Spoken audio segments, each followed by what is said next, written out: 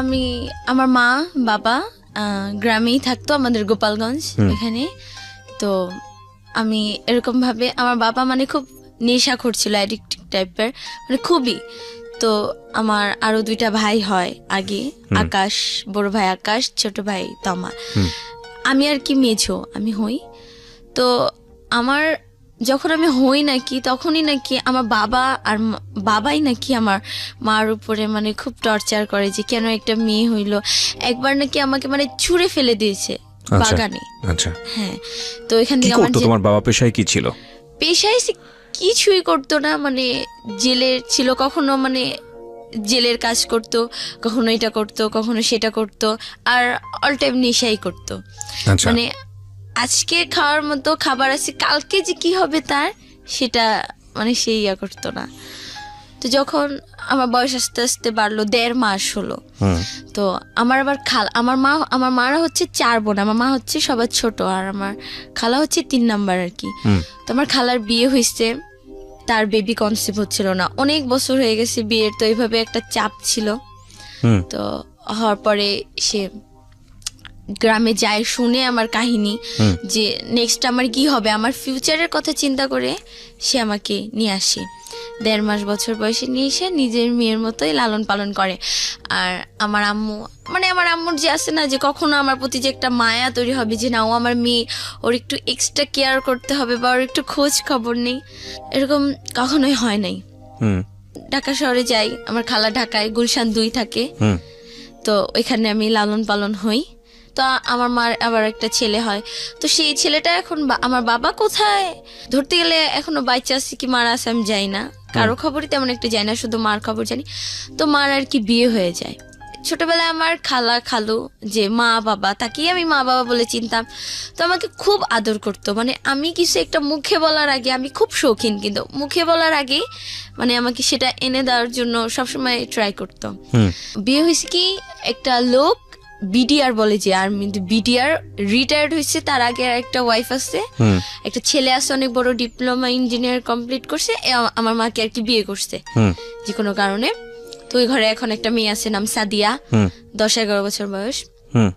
গ্রামের বাড়িতে যখন বেড়াতে গেলাম, তো যাওয়ার পর ওইখানে আমাকে অনেকেই আমার খালাকে মানে বলতো আমাকে যে এখনো ওকে রাখছো বা এখনো ওকে পালতেছো, তোমার এখনো বাচ্চা হয় নাই।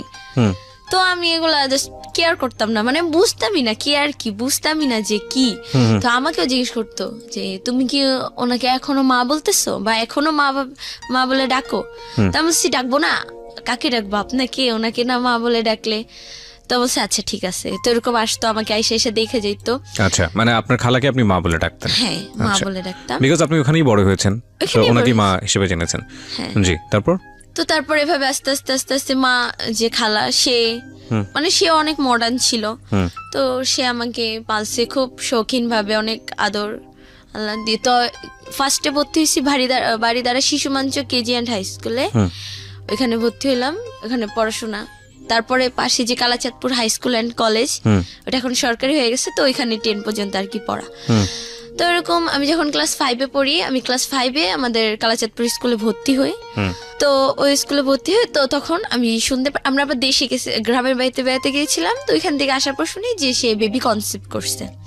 তো এইখান থেকে আর কি শুরু গল্পটা, এখান থেকে। আচ্ছা, বেবি কনসিভ করেছে মানে হচ্ছে আপনার খালা বেবি কনসিভ করেছে। বয়স কত তখন আপনার? আমার তখন 10 বছর, 5-এ পড়ি। 5-এ পড়ো তুমি ওই সময়? তখন আমি 5-এ আর কি উঠবো, মানে উঠে গেছি আর কি। তো আমি তো খুব, আমাকে মানে একসাথে শুতে দেবে না, আমার রুম সবসময় আলাদাই ছিল, তারপর আমি মার সাথেই শুইতাম, মানে খালার সঙ্গে। খালা, হ্যাঁ ওই তো খালা, তার সাথে শুইতাম। তো আমার শুয়া কি অতটা খারাপ ছিল না, ঘুমানোটা আবার অতটা ভালোও ছিল না। তো সে ভয় পাচ্ছিল যে আমার এত বছর পরে একটা বাচ্চা হবে, যদি কোনো একটা ওর মাধ্যমে।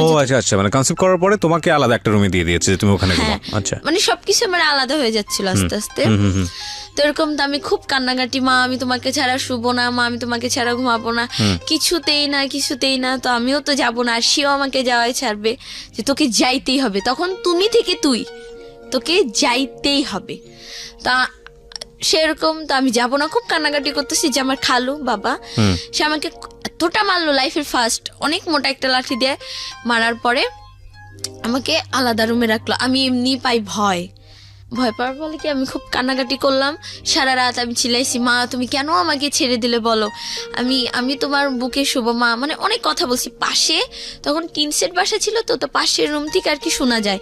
তো একটা মহিলা বলতেছে যে সারা রাত মেয়েটা এভাবে ঘুমায় নাই, সে তার মতো সে ঘুমায় গেছে, চিল্লাইছে মেয়েটা আর এভাবে কান্নাকাটি করছে মার কাছে যাওয়ার জন্য। তো যাই হোক এক পর্যায়ে সকাল হলো, তো এরকম মানে খুব অ্যাওয়ার্ড যে বাচ্চা হ্যান ত্যান।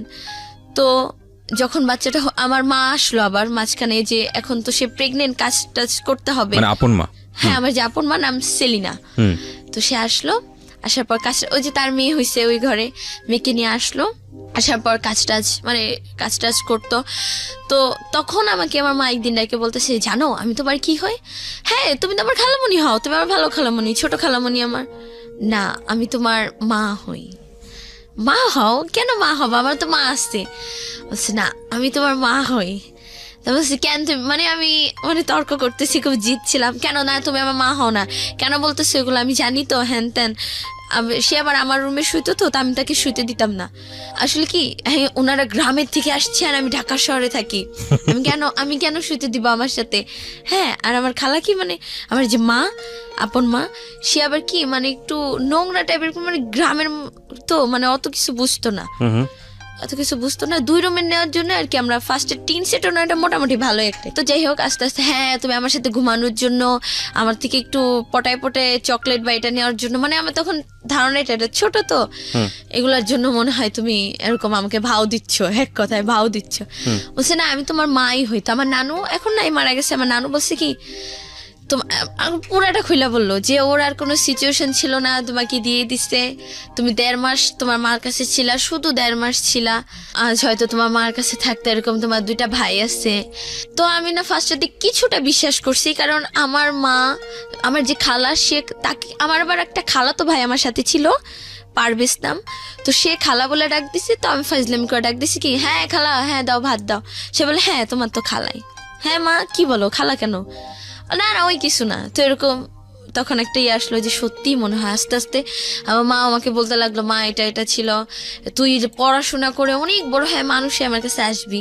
তো এরকম আস্তে আস্তে বাচ্চাটা যখন হইলো, আমার নানু আমাকে বলে কি, তোকে না ওই বিছনায় পর্যন্ত উঠতে দিবে না, জানিস, তোকে এইটা করবে ওইটা করবে, তোমার খাবার ছুটাই দিবে, তোমাকে দিয়ে সব কাজ করাবে, এটা করবে সেটা করবে। তো আমার মনে হলো না, আচ্ছা তাই, ঠিক আছে, এরকম কেন হবে, থাক, মাই তো বাবাই তো, এরকম কেন করবে। আমার খালু আবার খুব ফর্সা, আমার খালা আবার একটু ডিপ শ্যামলা, তো মেয়েটা হচ্ছে একদম কুচকুচে কালো। তো যাই হোক, সবার আদরের মনি সবার। আর আমার খালাকে মিষ্টি খুব মিষ্টি আনলো, পছন্দ করতো, মিষ্টি আনলো। তো আমি সবাইকে বিলাইতে গেলাম যেভাবে, যে দেখো আমার অ্যাম্বুলেন্স থেকে যখন নামলো, আমি ধরতে নিলাম, এই ব্যথা পাবে, ছাড়ো ছাড়ো ছাড়ো, হ্যান ত্যান, বিছানায় বসে যে আমি একটু আদর করব। আমার নানু, এই সরো সরো সরো। আমার খালা যখন মানে হয়েছে মেয়েটা, তখন নাকি আর কি বুকে দুধ পাচ্ছিল না, তো রুম থেকে বের করে দিত, খুব খারাপ ব্যবহার করতো, স্যাং স্যাং বলে যাকে, বের হতো। আমি বাহিরে একটাই যেতাম, বসে কানতাম কি, ইস আমি হয়তো আমার মাকে হারায় ফেললাম। তো মানে আমাকে যেই দেখে সেই বলে, তোমার কিছু একটা হবে, জানো, তোমার কিছু একটা পরিবর্তন হবে। তো আমি আবার হোগা, আমি জানি না হোগা কি, তাপটা দেখি, তো এরকম হয়ে যাক, যা হবে হবে। তো এরকম ছোট ছিলাম। তো যাই হোক, পড়াশোনা আস্তে আস্তে আস্তে আস্তে আদরটা আস্তে আস্তে উঠলো। আমার খালা খুব আদর করে তাকে, আর আমাকে কিছু হইলেই খুব বকাঝকা করে, আস্তে আস্তে যে ইগনোর অ্যাভয়েড বলে সেটা উঠে আসে। তো খালুর আবার কি বলতেছে যে গুলশানে এমনি যখন বেবিটা হইলো, মানে উড়াধুরা খরচ করছে সে, মনে হয় 2-3 মন, খালি মানে এলাকার সবাই মানে মিষ্টি পাইছে। বিয়ের কত বছর পরে এরকম আপনার বাচ্চাটা হয়েছে? ওনার 20 বছর পরে। ও ওকে, আচ্ছা। তো সেই জন্যই বেশি খুশি ছিল আর কি? হ্যাঁ বেশি, মানে অনেক খুশি, শুধু খুশি না, অনেক খুশি ছিল। তো আস্তে আস্তে আমি স্কুলে যাই। আমার তখন আমি ক্লাস 5-এ পড়ি। তখন আমার একটা ফ্রেন্ড ছিল, স্বর্ণা, শিপা আর মিম এখনো আসছে। ওরা বলতেছে, হে তোর বোন হয়েছে, হ্যান ত্যান, সব শেষ। এই যে মনে কর তোর আদর গুলো, কেন আদর যাবে, আমার বোনকে কত আদর করবো আমি। বলছি তুই তো জানিস সব। হ্যাঁ জানি সব। তো বলে কি, এক কাজ কর, তোর তো খুব কষ্ট। আমি বলছি কই, তখন আবার কষ্টের ইয়াগুলো চলে আসতেছে, যে একটু টর্চারের শিকার হচ্ছি। তো বলছে তোর তো খুব কষ্ট, তুই এক কাজ কর, তুই না সিগারেট খা, আস্তে আস্তে না মানে আস্তে আস্তে আমাকে ড্রাগে নিয়ে যায়, তুই না সিগারেট খা, স্মোকটা একটু ট্রাই কর। আমি বলছি না রে। তো ও যখন খাইছে, ও আবার স্বর্ণা মেয়েটা যে, তো আবার রিলেশন করতো, ভাইগাও গেছে অবশ্য, মানে পালাই চলে, তো ও আবার রিলেশন করতো, মানে ওর বেশ একটা ভালো ছিল না, মানে ফিজিক্যাল করতো হ্যান ত্যান। তো ও যখন খায় দেখি খুব কাশে, দোস্ত তোর কি খুব প্রবলেম হয়? হ্যাঁ খুব কাশি হয়। না রে আমি না খাবো না। আরও যখন খাই তো ওর সাথে স্মেলটা থাকতো, না রে মা বুঝে যাবে বা খালা বুঝে যাবে, খবর আছে না, খাবো না। আচ্ছা খাইলাম না। তো যাই হোক এরকম এরকম বলতো যে তোকে তো এমন করে, তুই তাহলে কি করবি? আমি বলছি কি করবো, এখানেই থাকবো, একদিন একদিন তো আদর করবে। তো আমার বাবাটা আবার আদর করতো, তখন তখন মানে খালু, সেই শুধু আমাকে একটু আদর করতো, আর কেউ না। এরকম আদর তো আস্তে আস্তে আস্তে আস্তে বড় হই। তো এখানে আবার কি যে এখানে যে একটু অনেক টাকা খরচ হয়ে যায়, তো খালু বলে কি ভাসানটেক মিরপুর 14, ভাসানটেক দেওয়ানপাড়ার ওখানে আমরা শিফট হই। ওইখানে আমি আবার ভাসানটেক হাই স্কুলে ভর্তি হই, উচ্চ বিদ্যালয় যেখানে ভর্তি হই। ওইখানে পড়াশোনা করতে করতে করতে আমি, আমার আবার খালার আবার একটা ফ্রেন্ড ছিল, ছেলেটা হিন্দু বাট নাপিত। আমরা যে ওই যে টিনসের পাশেটা থাকতাম, তার সামনে সেলুনের দোকান ছিল, তো তাকে নিয়ে আমার খালু খুব জেলাস ফিল করতো। মানে সেই ছেলেটা কি আমার খালাকে খুব লাভ করতো। আর আমি অনেকের মুখে থেকেই শুনছি যে বেবিটাই নাকি তা, এটা আমি বিলিভ করি নাই কখনো। যাই হোক এটা তাদের ব্যাপার। তো তো ছেলেটার সাথে আমার খালা মানে সবকিছু শেষ করে দিতে চাই, যে তোর জন্য আমার সংসার আগুন লাগবে।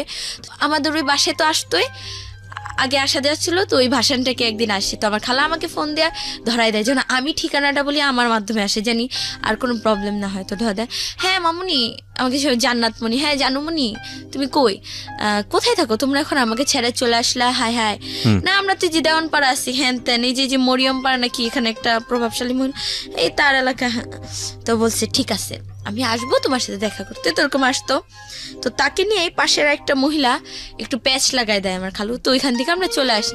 প্যাচ লাগাই দেয় বলতে ওইখানে আবার কিছু ছেলে পেলে, মানে আমার খালার উপরে কেন যায় না রাগ ওই মহিলা দুইটা, তো আমার ওখানেও কটা ছেলে লাগাই দেয়, যাদের আমি স্কুলে যেতে পারি না, ছেলেগুলো আইসা খুব ডিস্টার্ব করে, প্রিজিং এ অনেক খারাপ একটা অবস্থায় চলে যায়, যে ছেলেগুলা যে অফার করতে থাকে আমাকে রিলেশন করবো হ্যান ত্যান। তো যাই হোক আমরা এখান থেকে চলে আসি আবার ব্যাক গুলশানে। তো আইসা এখানে এখানে পড়াশোনা ওই যে বাদ 6 মাস 6 পর্যন্ত, 6টা ভালো মতো পড়া হয় নাই, তো 7-এ ভর্তি হব। তো যাই হোক বাসার সব কাজ টাজ সব করতাম। খালা যদি মানে খালা কি সবসময় ওর জন্য কিছু একটা এক্সট্রা রাখতো, বলতো কি তোকে তো ছোটবেলায় কত আছে না যে কিশোরের যে একটা পুষ্টির ব্যাপার, আমার দিকে যে না এসব কিছু কেয়ার করতো না, যে ওর এটা লাগবে বা ওর ওইটা লাগবে, এরকম কিছুই না। এই নুসাইব ভালো কিছু একটা হয়েছে, সব একটু একটু খাইলো, এইটা নুসাইবার পরে যে ওটা খাবে বা আমার যে খেতে ইচ্ছা করবে বা আমার মানে হচ্ছে যে ওনার বেবি, ওনার মেয়েটা, হ্যাঁ নুসাইবা, এটা ওর। তো আমার খুব খারাপ লাগতো জিনিসটা, কম বয়স আর ফ্রেন্ডরা বুঝাইতো। তো যাই হোক আস্তে আস্তে আস্তে খুব একটু টর্চারের ইয়াতে ছিলাম। 7-এ উঠলাম, কিছু হইলেই মানে আমাকে এতটা মারতো মানে যা পাইতো হাতের কাছে, মানে এখনো আমার মানে বডি প্রত্যেকটা জায়গায় ব্যথা। পানি ঢালতে গেছি, পানিটা হাত থেকে একটু পড়ছে, সেজন্যই একটা থাপ্পড় খাওয়া লাগবে, একদম মাস্ট খাওয়া লাগবে। মানে কথায় কথায় গায়ে হাত তোলা, হ্যাঁ কথায় কথায় গায়ে হাত তুলতো। আর একটু ভাইবাও নিত না যে ও বড় হয়েছে একটা মেয়ে মানুষ, না এরকম না। 7-এ উঠি এরকম কষ্ট। তো 7-এ উঠি লাস্ট দিক দিয়ে একদম, তো আমরা ওই বাসাটা ছাড়ি। এখন আমরা একটু টাকার সমস্যায় পড়ে গেছি, কারণ আমার খরচ আমাকে তো একদম বিয়ে দিয়ে দিবে, তা আমার খরচ, আমার খালুর আবার কথা কি না থাক পড়তে থাক, এসএসসির পরে তো জানি হিসাব করা যে 16 বছর হবে, এইচএসসির পরে ওর 18 বছর হলে ওকে একটা সরকারি জব দিয়ে দিব, ওর নিজের লাইফ নিজে করবে। ওকে, তো ওই তো আবেগের বয়স, ফ্রেন্ডরা ছিল এটা বলে ওটা বলে, কদিন পর পর যে তুই একটা রিলেশনে যা, তুই তো এরকম সেরকম, তোর উপরে ক্রাশ খাইছে, আমি কেয়ার করি নাই। 7-এ আমরা 7 তলা একদম ছাদের উপরে বাসা নেই, আর আমাদের 5 তলা একটা ছেলে থাকে, ওই ফার্স্ট লাভ। ছেলেটার নাম নাইমুল হাসান সিজান আর কি, সবাইকে সিজান বলে ডাকতো। আচ্ছা, আমরা যেদিন বাসায় উঠি ওই দিন ছাদের উপরে ছিল, আমরা সবকিছু আমাদের মালামাল সেট করি। তো সেই দিন ওকে দেখে কেন জানি আমার মানে মনে হলো কি মানে কত আগের যেন চেনা, কত কিছু জানি, যে খুব অনেক অনেক মানে আস্তে আস্তে এত ডেভেলপার। ও 5 তলায়, আমি 7 তলায়। তো সিজান, ওর একটা বোন আছে না সিনির না, ওর বাবা পুলিশে চাকরি করে, আচ্ছা, চিটাগাং, ওর মা ওর বোন আর ও থাকে এখানে, ওর বাবা ওইখানে কোয়ার্টারে থাকে। তা তো আস্তে আস্তে এরকম ও আবার আমি তখন ও আমাদের স্কুলে তখন 9-এ পড়ে, আমি তখন 8-এ উঠবো আর কি, 7-এ। আমাদের আর কি এলাকায় আমাদের একদম গেট সোজাই একটা মাঠ, তো মাঠের ওখানে আরিয়ান স্যার কোচিং করাতো। তো আমি ওখানে ভর্তি হয়ে গেলাম যে পড়াশোনা আবার তো স্টার্ট করছি, তো পড়াশোনা তো ওইখানে ও বসে থাকতো। ও কি খুব খারাপ ছেলে ছিল, আমি জানতাম না, মানে দেখে খুব ইনোসেন্ট মনে হয়, খুবই আমাকে দেখে না টোন করতো, মানে মানে মানে আমার ফ্রেন্ডরা মিম আবার খুব মডার্ন ছিল। আমি মানে এতটাই ছিলাম, মানে আমার ঘরে কখনো লিপস্টিক পর্যন্ত কিভাবে দিতে হয় এটা আমি জানতাম না, কাজলটা হালকা জানতাম, আমার খালা খুব মডার্ন ছিল, বাট আইলাইনারটা চিনতাম না, এরকম কিছুই ছিল না। ওখানে গেলাম তো সিজন কি আসে না যে একটা মডার্ন মেয়ের সাথে যদি খ্যাত বলতো, যেটাকে খ্যাত মেয়ে যদি যায় স্বাভাবিক হাসবে। তো একদিন দুদিন আমার ফ্রেন্ডরা খেয়াল করলো যে হাসে, আমি বললাম কি দোস্ত এই ছেলেটাই তো সেই ছেলেটা। আমি বলছি ওকে আমার ভালো লাগছে, বলছে ভালো লাগছে, এটাকে ক্রাশ বলে। আমি বলছি কি বলে? ক্রাশ।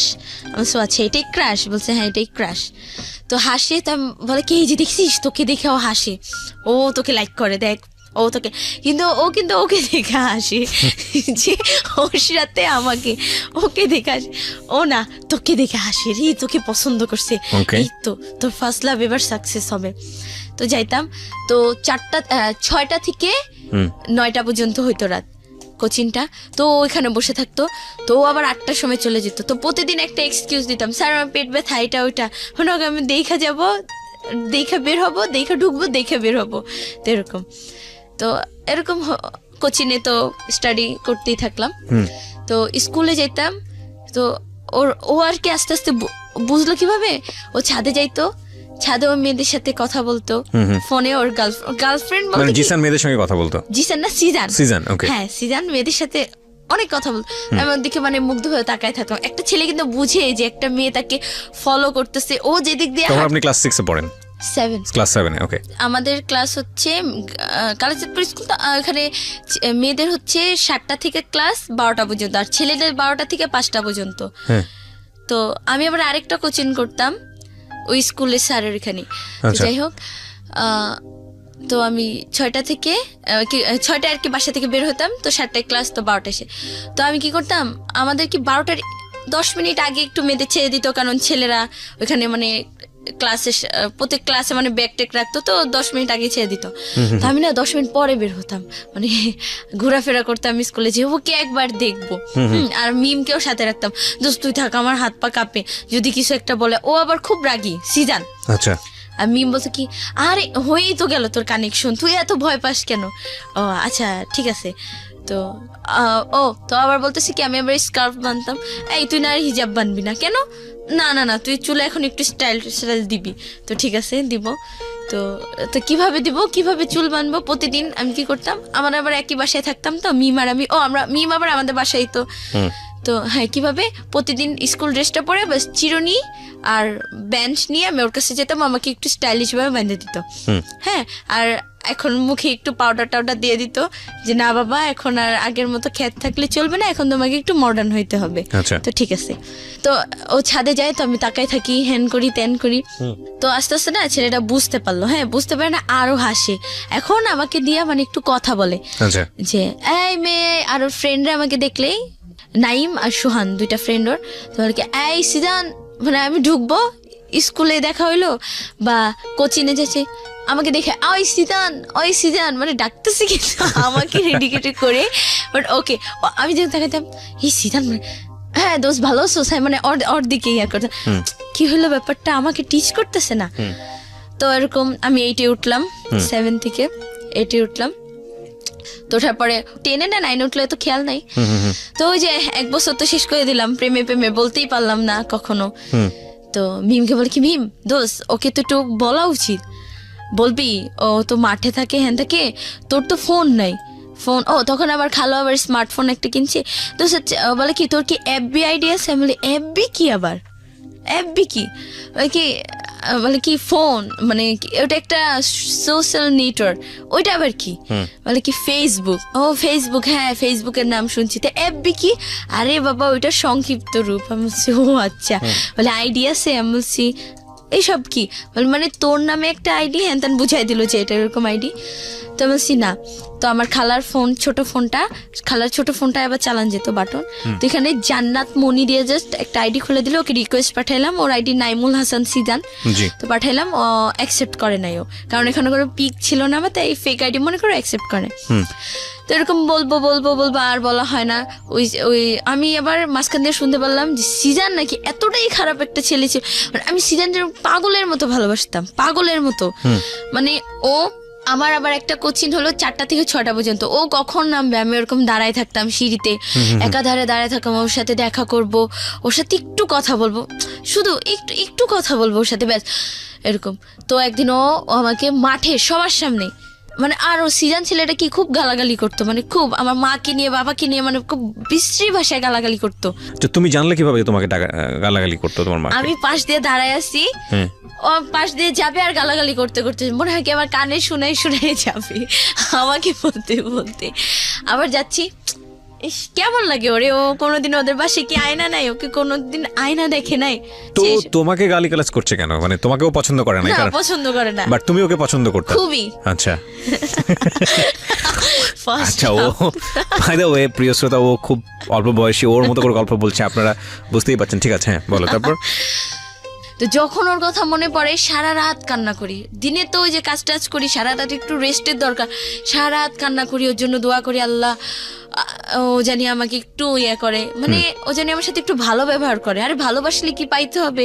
আরে তো এর মাঝখানে আবার শুনতেছি FM, খালার ফোন রাত্রে চার্জে দেয়, ওই চুপি নিয়ে জীবন গল্প, ভালোবাসার বাংলাদেশ, বি পজিটিভ, হ্যান ত্যান শুনতেছি। তো শুনতে এখানে যে আসে মেয়েরা বলে, তো কেউ বলে যায় না যে ভালোবাসলে কি পাইতে হবে, ও ভালো থাকো। তো এই যে FM এর ভূত ঢুকছে, এই ভালোবাসলে কি পাইতে হবে, ওই ডায়লগ গুলা মনে আসছে। কোন ক্লাসে তখন তুমি? ক্লাস 10-এ? না আমি ক্লাস 8-এ। তখন ক্লাস 8-এ? হ্যাঁ। তো এরকম খুব গালাগালি করতো, মানে আর ও কি বলে নেশা করতো, ওই ছেলেটাও নেশা করতো। ওর সঙ্গে কি তখন তোমার কথা হতো, ফোনে কথা হতো? আর কোনোদিন আমার দিকে মানে ভালো মতো কথা বলে নাই 2 মিনিট। তো জানতো যে তুমি ওকে পছন্দ করো, সে কারণে তোমাকে গালিগালাজ করতো? হ্যাঁ, ওকে, খুব ভালোবাসতাম ওকে। আর আমার ফ্রেন্ডরা, মিম বাদে আমার ফ্রেন্ডরা, মানে আমার আবার একটা বেস্ট ফ্রেন্ড হয় নাম রোজ। তো যাই হোক, ওরা আমাকে এই তোকে এটা করতে হবে না রে, এখন পারবো না, ভালো লাগতেছে, এই সিজানের কসম, আচ্ছা ঠিক আছে কি করতে হবে বল, আমি করতেছি। হ্যাঁ, কারো টাকা লাগবে বা কারো একটা হেল্প, আমি আবার কি একটু গুন্ডা টাইপের, মানে সিজানের কাছে আমি নরম, মানে আর বাসায় আর আমাকে কোনো ছেলে যদি টিচ করতাম রাস্তার মধ্যেই মাইরা বসতাম, হ্যান ত্যান, তো আমাকে নিয়ে যেত ওরা সেফটির জন্য। না রে দোষ আজকে যাবো না, সিজানের কসম, আচ্ছা ঠিক আছে বল কোথায় যাইতে হয়, আমি যাচ্ছি, সব জায়গায় যাবো, যাচ্ছি। তো এই বলে আমাকে সিগারেটও খাওয়াইছে। আমার একটা ফ্রেন্ড, ওই যে ওই মেয়েটার নাম ছিল কি শিউলি টাইপের, তো ওই মেয়েটা, সিজানের কসম তুমি একবার একটা টান দাও, ঠিক আছে আর কিছু খাইতে হবে, দাও না খাচ্ছি। সিজান আবার স্মোক করতো, তো ওই দোকানে একটা ছেলে, মানে যে দোকানে গিয়েও সিগারেট খাইতো, আমার যে বেস্ট ফ্রেন্ড শান্তা আর কি রোজ, ও নিজের নাম এফবিতে নাম দিছে রোজ, তাই ওকে সবাই রোজ নামেই চিনে। মেয়েটা অবশ্য অনেক ভালো, তো আমার সাথে ওর বেস্ট ফ্রেন্ড হয়ে, মানে খুব ক্লোজ হয়ে যায় আমরা একে অপর। তো ওকে আমি বলি, তো রোজ তখন আমার ওই আইডিটা আমি ডিঅ্যাক্টিভেট করে দিই, আইডি যার জন্য খুলছি সেই অ্যাকসেপ্ট করে না, ডিলিট করে দেয়। তো ওই আইডি আমি দিয়ে কী করবো, ডিঅ্যাক্টিভেট করে দিচ্ছি। তো রোজ খুলা বলতেছে, জানো আমার ফ্রেন্ড আছে জান্নাত, তোমাকে অনেক ভালোবাসে সিজান, জানো তোমার কথা, ওর কথা ক্লাসের সবাই বলতেছে, তার বয়ফ্রেন্ডের কথা, খারাপ তো লাগেই যে আমার বয়ফ্রেন্ড আজকে আমাকে এইটা দিচ্ছে, বা ডোন্ট মাইন্ড আমাকে আজকে কিস করছে বা হার্ট করছে, ওর সাথে হাতে হাত ধরে আমি আজকে ঘুরতে গেছি এই জায়গায়, এটা ওইটা। তো আমাকে জিজ্ঞেস করে কিরে বৈশাখী, আমাকে আবার বৈশাখী বলতো কেন, আমার পহেলা বৈশাখীর দিন জন্ম। তো একজন দুজনেই দোস্তকে না আজকে থেকে বৈশাখী ডাকবো, তো এখন বৈশাখী নামেই চিনে সবাই, জান্নাতুল ফেরদৌস একটা নাম আছে। তো বৈশাখী তোর সিজান কি করছে, তো আমি ক্লাসের মধ্যেই মানে এত জোরে জোরে চিল্লায় কান্না করতাম, মানে সবাই বলতো ওই ছেলেটা কি এগুলা বুঝতে পারে না, সিজান বলা কান্না করতাম, সিজান বলা, মানে এতটাই পাগল হয়ে গেছিলাম। তো রোজ বলতো এরকম বলতো, তোমাকে অনেক ভালোবাসে, বলছে কি দেখো আমি ভালো না, আমি ওকে বলো যদি আমার সাথে ফিজিক্যাল কিছু একটা করে তাহলে আমি ওকে মাইনা নেবো। বলছে ও তো এরকম মেয়ে না, আর তুমি ওকে জিজ্ঞেস করে দেখো, ও ফিজিক্যালের মানেই বুঝে না, তোমাকে জিজ্ঞেস করে দেখো। সিজন বলেছে এটা, হ্যাঁ, আর রোজ হচ্ছে হলো তোমার হয়ে সিজনকে এই ধরনের কথা বলেছে? না মানে বলছে যে যে মানে আমার সাপোর্ট নিয়ে বলছে যে তোমাকে লাভ করে, ওকে, হ্যাঁ বুঝতে পারছি, মানে কি বলে হচ্ছে মিডল ম্যানের ভূমিকায় আছে আর কি। হ্যাঁ, তো তারপর আর ওকে দেখলে অটোমেটিক আমার মানে একটা ছেলেকে মারবো বা একটা ইয়াতে আসছি যেমন ফ্রেন্ডকে, ওকে দেখলে দোষ আজকে না হবে না, বাদ দে সবকিছু শেষ আজকে, এই সিজানের কসম, ঠিক আছে ওকে ওভারটেক করি তারপর আমি যাচ্ছি, ও আমার সামনে থেকে যাক, তারপর মাইরা দে মনে ভাই ঠিক আছে ঠিক আছে।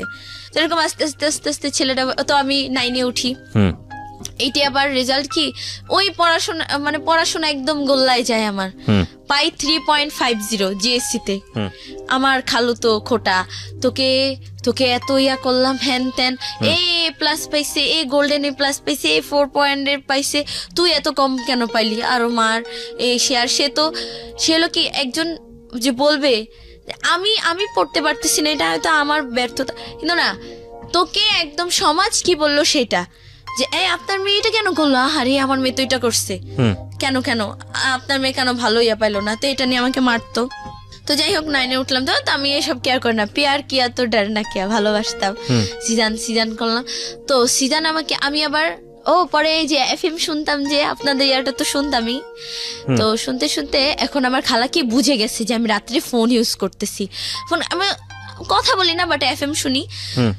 তো এরকম আর ফোন দেয় না, এমন জায়গায় লুকায় রাখে ফোন, আমি মানে ওই যে বালিশের নিচ টিচ চেক করে, তার বডি চেক করে আমি ফোন পাইতাম না, আল্লাহ জানে ফোন করে রাখতো।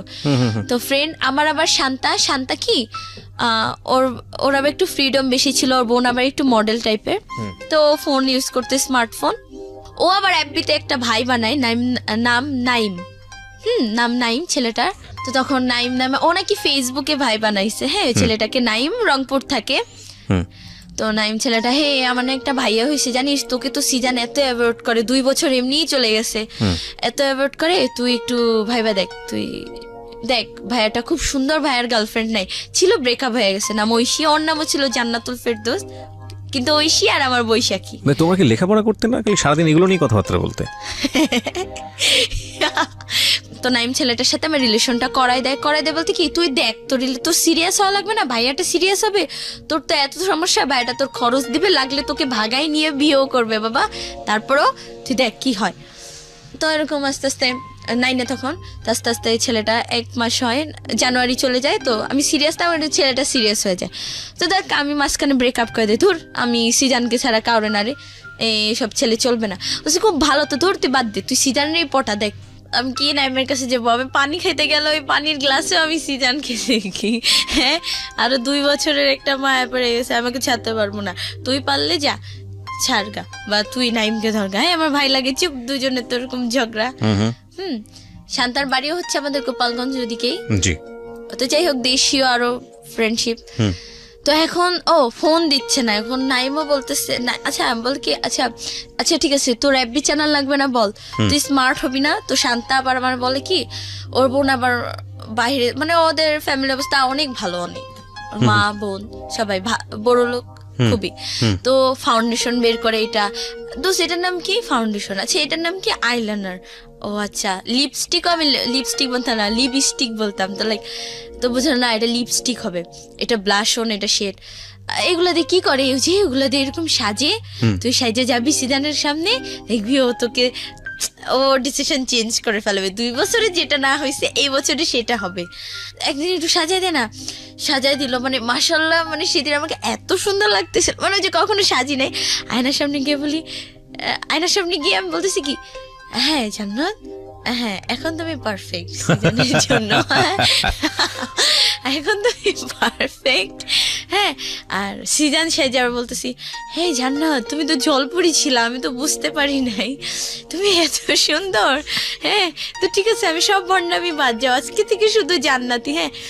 রিসান ফের বলে কি দোস্ত যদি এটা না হয়, বলছে এটা না হলে নাই, তুই আর আসবি না বা ওকে তুই ভুলে যাবি, বলছে আমি না পারবো না রে, কয় এরপরে ঠিক আছে যদি সিজান তোকে পছন্দ না করে, তুই যদি ওর নাম নেস তা আমি তোকে গুলি করব বা ওকে গুলি করব। আমি বলছি দোস্ত দাঁড়াও, গুলিটা তুমি আমাকে মারবা, বলে কি ওকে গুলি মারবা আর তোকে জুতা দিয়ে পিটাবো।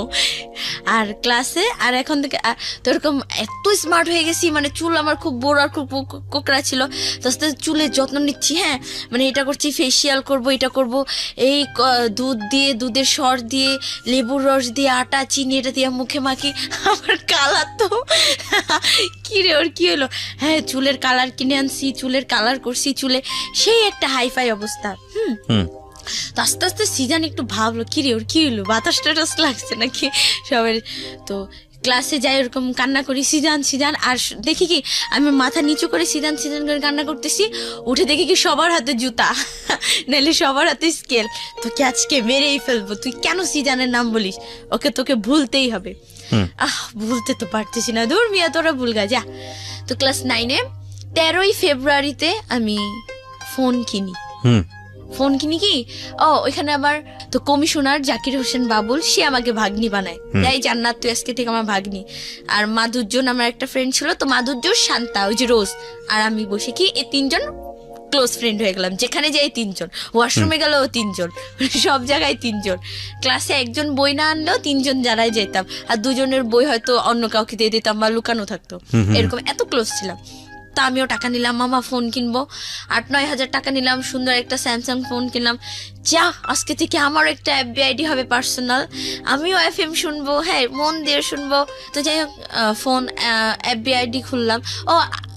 ওই যে বললাম না যে মাঝখানে আগে বলছিলাম যে সিজান যে দোকান থেকে সিগারেট খাইতো, সেই যে দোকান থেকে ও সিগারেট খাইতো, তো ওইখানে একটা ছেলেকে আমি থ্রেট দিলাম, মানে খুব মারলাম, রাস্তাতে দোকান থেকে বের করে না, তুই কেন ওর কাছে সিগারেট বেচিস। আরে আপু আজব তো, আমি হলাম দোকানদার মানুষ, আমি বেচবো বা এই করবো, আমার থেকে কিনতে আসে কেন কেন। তো যাই হোক আস্তে আস্তে ও তো 1-2 দিন নিয়ে গেলাম। তো যেদিন মারলাম সেদিনই নাকি কত বেহায়া, ও আমার বান্ধবী শান্তার উপরে ক্রাশ খায়, ওকে মারি আর ওর দিকে তাকাই থাকি, ওকে মারি আর তাকাই। তো যাই হোক ক্রাশ খেলো, তো শান্তা আর আমি কি করলাম, ওই সিজান আসতো সিগারেট নিয়ে যেত, তারপর আমরা ঢুকতাম, এই কয়টা নিছি। তো ওই শান্তার উপরে যখন ক্রাশ খেলো, ক্রাশ বলে আর কি, যাকে লাভ করে নাকি ফেললো, ওই ছেলেটার নাম ছিল রাকিব। শান্তার উপরে ক্রাশ খাওয়ার পরে তো আমাকে পটাইতে হবে, শান্তা পর্যন্ত যাওয়ার আগে আগে বৈশাখীর কাছে আসতে হবে। হ্যাঁ আপনি না আজকে থেকে আমার বড় বোন, মারছেন বড় বোন তো শাসন করবেই ভুল হইলে, ঠিক আছে আপু আপনি আজকে থেকে আমার বড় বোন, আমি সিজান ভাইয়াকে একটু ম্যানেজ করে দেবো, জানি আপনার লাইনটা মানে হয়ে যায়, সেটেল হয়ে যায়। তো ঠিক আছে। তো ছেলেটা তার 13ই ফেব্রুয়ারি, হ্যাঁ না ওইটা হয়েছিল 8 না 9 ফেব্রুয়ারি। তো 13ই ফেব্রুয়ারি ফোনটা কিনে নিয়ে আসতেছি, তো ওই ছেলেটা আমাকে একটা শপিং গিফট দিল। আপু এটা না আপনার গিফট। কি এটা কি আছে দেখি, অনেক সুন্দর একটা ড্রেস, গ্রাউন্ড টাইপের যে শর্ট গ্রাউন্ড গুলো, ওইটা একটা গিফট করলো আমাকে। তারপরে দিল, তো আপনি এটা কালকে 14ই ফেব্রুয়ারি এটা পরে আপনি ঘুরবেন। ওকে ঘুরবো, প্রবলেম নাই, আপনি যা বলেন তাই। ওমা আরো কিটক্যাট দেয়, চকলেট দেয় শান্তাকে পটাইতে। যাই হোক শান্তা পাত্তা দেয় না, দোকানদার ছেলে, শান্তার নজর হলো খুব ভাই, ও আবার রিলেশন করতো অনেকগুলা, ও এরকম একটা ছেলেকে ভালো। যাই হোক তো এভাবে আস্তে আস্তে পরে 14ই ফেব্রুয়ারিতে গেলাম, হ্যাঁ মাধুর্যর বাসায় গেলাম আমরা, সারাদিন অনেক মজা। বাবুল কমিশনার মা বাবা তার আগের দিন 5,000 টাকা দেয়, তো ওই 5,000 টাকা খালাকে নিয়ে দেয়। তো সে খুব খুশি, আমাকে একা একা ছেড়ে দিচ্ছে, আমি হাতে জিলে দিয়ে ঘুরে আসি। তো ফ্রেন্ডরা 3 ফ্রেন্ড মিলে ঘুরি, 2জনে মানে 3জনে ঘুরি। তো এখন দেখি এখন স্টাইল করি না, হ্যাঁ ওরা আবার একটু শর্ট, বাট মাধুর্য মেয়েটা খুব সুন্দর, বাট ওরা শর্ট, আমি একটু লং ছিলাম। তো আমার 2-3টা ওখানে স্থানীয় ছেলে মানে ক্রাশ খেয়ে গেলো। তো হ্যাঁ আপু এই ফোন নাম্বার দেন, না দিয়ে ছাড়বই না। ও ফোন কিনছি আবার, এই ফোন কি তোমার বাবা কিনে দিছে, কেন নাম্বার দিব, সিম কার্ড হ্যান ত্যান, না আপু দেন। আমরা যাই হোক সারাদিন ঘুরলাম, বের হয়েছি সকাল 9টায়, আসছি রাতের 8টায়। খালা তো কিচ্ছু বলবে না, টাকা দিছি, আগের দিন টাকা দিচ্ছি না, কিছু বলে নাই, খালি একটু বলছে তোর যদি কিছু হয়ে যেত বল। আর ফোনটাও তো মানে লুকোচুপি চালাই, যে কেউ জানে না। ফোনটা অনেক কষ্ট করে চার্জ দিতাম, তার ঘুমাই থাকতো সারা রাত, হাঁটাহাঁটি 2 ঘন্টা চার্জ দেওয়ার পরে আর কি খুলে টিপে ফোন ইউজ করে আবার চার্জ দিয়ে সকালে উঠে খুলে ঘুমাইতাম। তো যাই হোক এই ঘুরলাম ফিরলাম, আমরা রিক্সা দিয়ে যাচ্ছি, আর ছেলে 3টা, ওইখানে আবার 3টা ছেলে বাইকে, আমাদের রিক্সা থামায়া বাইকে ধরে এই নাম্বারটা আপু দিলেন না, নাম্বারটা দিলেন না। পরে এক পর্যায়ে তাদের বাইকের তেল নাকি শেষ হয়ে যেত। আমরা তো তিনজন খুব খুশি, হাল্লা বাচ্চি। ও মা এখন দেখি বাস নিছে, বাস নিয়ে আমরা আমরা রিক্সা দিয়ে যাই। ও বাস দিয়ে সে আমাদের আগে দাঁড়ায়, হাই নাম্বারটা তো দিলেন না, এই নাম্বার দিব মানে। তো যাই হোক, তো অনেক মজা মজায় দিনটা কাটায়। গুলশানের যে নাট রেস্টুরেন্ট, তো এখানে আমরা খাইলাম। আমি ট্রিট দিলাম। আমার কাছে আরো এক্সট্রা 8,000 টাকা ছিল, যে মামার থেকে। মামা টাকা দেন তো কিছু জানি না, টাকা নিতাম মামা থেকে, কমিশনের মামার টাকা নিতাম, ওরাও নিত। তিনজনে মিলা যাক খাওয়া দাওয়া করলাম। করার পরে তো যাই হোক ঘুরলাম টুরলাম, সারাদিন আসলাম বাসায়। তো সিদানকে আমি নক দিলাম। তো সিদানের কথা আমার এত খারাপ লাগলো। সিদান আমাকে নাইম ছেলেটা তখন নাকি নাইম ছেলেটা আস্তে আস্তে মানে আমাকে ভুলে যায়, যে থাকা এই মেয়েটা তো সিরিয়াস না, এর সাথে আমি কি কথা বলবো। তো ও আবার একটা মেয়েকে পছন্দ করে, নাম মামতি। মামতি, কিন্তু মামতি মেয়েটার আবার যাই হোক ওকে করতো না, ফ্রেন্ড হিসেবে দেখতো। তো এরকম যাকে আমিও ভাবলাম কি যাকে ও তো ওর বিজি লাইফে আছে, আমিও আমার মতো কোনো প্রবলেম নেই। তো সিজানকে আমি নক দিলাম 14 ফেব্রুয়ারি। সিজান জানো আজকে কি দিন? কি দিন সিজান আজকে কি হয় জানো? বিশ্ব ভালোবাসা দিবস, হ্যাপি ভ্যালেন্টাইন্স ডে।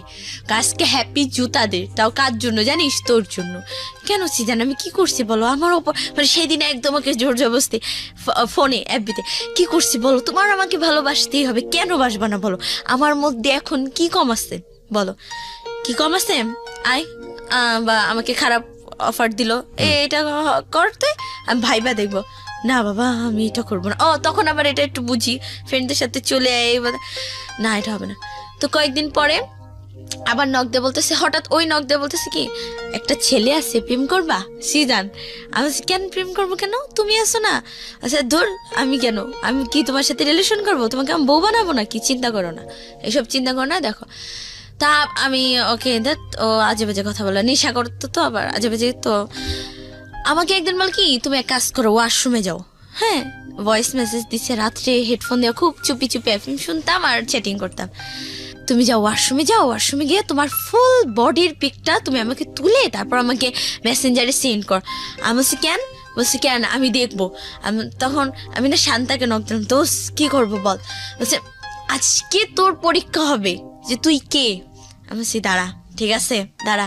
হ্যাঁ, ওরে ভাব নিলাম যে ওরে আমি এখনই বাসায় গিয়ে মায়ের আসবে। হ্যাঁ, ওরে নক দিয়ে বললাম কি কেন আমি না পারবো না, মানে এমবি নাই। শান্তা বল কি বকা দিছিস? আমি বলছি হ্যাঁ সেই বকা দিছি, ওকে পারি নাই। পরের দিন আবার বলতেছে যে খারাপ পিক দিতে। মানে সেদিন মানে আমার খুব রাগ উঠেছিল। ও সেদিন আবার শুনছি কি ও নাকি ওর ব্যাপারে মানে সব জানছি যে ও খুব খারাপ, ও মেয়েদের সাথে ফিজিক্যাল করে, ও নেশা করে, মানে ও ভালোবাসা কিছুই বুঝে না। সেদিন চাইছে আমি বলছি কি যা তোর মারি গিয়া বল দেখাইতে। কি বললি তুই? আমি বলছি হ্যাঁ তোদের মতো ছেলেকে এভাবেই শাস্তি দিতে হয়। ওরা বলে কি তুমি না জান্নাত না, ও নর্মাল হয়ে গেছে, তুমি না জান্নাত না। আমি জান্নাত, ভয়েস এসএমএস পাঠাইছি আমি জান্নাত, কি বল যে তুমি জান্নাত না, এটা জান্নাত না, এটা হয়তো ভিডিও করা বাট কথা এরকম না, তুমি জান্নাত না, আমি জান্নাত। বলে কি তুমি এত কঠিন কিভাবে হইলাম? বলছি ওই যে 2-2.5 বছরের এক্সপিরিয়েন্স আছে, তোমার পিছনে ঘুরছি আমি, হ্যান করছি ত্যান করছি, কত কিছু করছি। ও আমার কি বলে, বলছি তুই হাত কাইটা গভীর ভাবে হাত কাইটা ফ্রেন্ডরা মানে ওর কথা গভীর এইরকম নিচে দিয়ে এরকম মানে মেঝে পড়তো, মানে একটা ব্যথা, এটাও আমি বুঝতাম না। তো যাই হোক এভাবে আস্তে আস্তে সবাই মিলা বুঝালো, দেখ তুই ওর একটু ভুলা যা, লাভ নাই, যেখানে মায়া বাড়ায় লাভ নাই সেখান থেকে মায়া কাটাইতে হয়। ফ্রেন্ড একটা ছিল মরিয়ম, সে ওই কোচিনে, শোন সিজানকে এখন তুই আর ভালোবাসিস না, ওকে পাওয়া তোর জিত। ওই যে 2 বছর তোর পিছে ঘুরছিস, অনেক স্যাক্রিফাইস করছিস, সেজন্য এটা তোর জিত। সিজান আবার একদিন কি করছে, আমার খালার কাছে গিয়ে, এমনি তো টর্চারের শিকার, খালার কাছে গিয়ে বিচার দিছে আপনার মেয়ে আমার পিছনে ঘুরে স্কুলে সবাইকে বলে দিছে যে আমি জান্নাত আর সিজান মানে ও হচ্ছে আমার হাজবেন্ড। বলে কি আন্টি আমি কবে বিয়ে করলাম বলেন, ও নাকি আমার বউ। সবাই আমাকে দেখলেই জিজ্ঞেস করে ভাইয়া ভাবি কই, হ্যাঁ জান্নাত কই, এরকম করে। তো খালা আরো মারলো। তো এদের মনে হয় কি ভালোবাসার জন্য মায়ের কোনো ব্যাপার না, খালাও সেদিন মারলো ফার্স্ট। খালু তো জানলই না, তাহলে তো অবস্থায় খারাপ, বাসা থেকেই নামাই দিত, কি করতাম। তারপরও ওর মনে একটু ইয়া নাই যে মেয়েটা আমার জন্য এত কিছু করতেছে, এত কিছু, একটু ইয়া করি। তো আস্তে আস্তে ভোলামুজি এখন একটু অ্যাপবি চালাই, ছেলেরা নক দেয়, একটু হাই ফাই ভাবে একটু অ্যাঞ্জেল জান্নাতমণি আইডি খুললাম যে। তো ওটা আমার ফার্স্ট আইডি, এঞ্জেল জান্নাতমণি। আচ্ছা, এই অ্যাঞ্জেল জান্নাতমণি নামটা কেন দিলা? তোমার নাম তো অন্য নাম। আমার নাম তো জান্নাতুল ফেরদৌস। হ্যাঁ, তো তুমি অ্যাঞ্জেল কেন লাগালে নাম? ওই যে এঞ্জেল নামটা কেন লাগাইছি কি, যে আইডি খোলার আগে মানে আমার ভালো লাগলো যে এঞ্জেল দিব, জান্নাত থাকবে আর মণি। আমাকে তো অনেকে জানুমণি, ওই যে আগে যে জানুমণি, জান্নাতমণি ফ্যামিলি থেকে যে ডাকতো। আচ্ছা, কিন্তু অ্যাঞ্জেলটা লাগালে কেন? এঞ্জেল মানে ওই যে পরি টাইপস, ফেরেশতা কিছু একটা হাই ফাই তো এরকম। ওকে, ঠিক আছে। তারপর না, এরকম অ্যাঞ্জেল নামে অনেক অসংখ্য আইডিয়া আছে ফেসবুকে। অসংখ্য, এখনো সার্চ দিলে। তো এঞ্জেল জান্নাতমণি এরকম করলাম। তো এখন ছেলেরা নক দেয়, একটা পিক আপলোড করলে আপু সেই হইছে, আপু জোস হইছে, ক্রাশ খাইছি, ও আপনি তো পুরাই এঞ্জেল। এই কিরে, আমি তো সত্যিই সুন্দর রে, তাহলে যাক সিজানকে আস্তে আস্তে বলতাছি। তো পুরান ঢাকার একটা ছেলে, নাম সুপ্রদীপ ছেলেটার, ওরা দুই ভাই, সুদীপ্ত সুপ্রদীপ। তো ওর আইডি আবার র্যাপার দীপ। তো ওই ছেলেটাকে আমার এরকম মানে আমার ভালো লাগছে। তো ছেলেটাও আস্তে আস্তে এরকম আমাদের রিলেশন হয় বলতে কি মানে আমরা দুজনকে বলি মনের কথা। তো যে আমি আবার ফোন নিয়ে আমি আবার ধরা খেয়ে গেলাম। আমার খালু কি করছে, ফোনটা নিয়ে গেছে। ফোনটা যখন অফিসে নিয়ে যায় তো আমি খুব কান্না করি, ফোনটা কেন নিবা, আমার একটা ফ্রিডম বলেও তো কিছু আছে। আমার ফ্রেন্ডরা গিটার কিনে, দামি ড্রেস কিনে, অমুক জায়গায় যায়, ঘুরে। আমারও খুব ইচ্ছা ছিল মানে আমাকে সবাই এক নামে চিনবে, ওই যে আবেগের একটা, এখনো তো আবেগেরই বয়স, যাই হোক তখন আর একটু বেশি, যে আমাকে সবাই এক নামে চিনবে, বৈশাখী, গুলশানের বৈশাখী বা গুলশানের জান্নাত এরকম। হ্যাঁ, যে এমন কিছু একটা করতে চাই এরকম। আসলে কি এটা হয় নাই।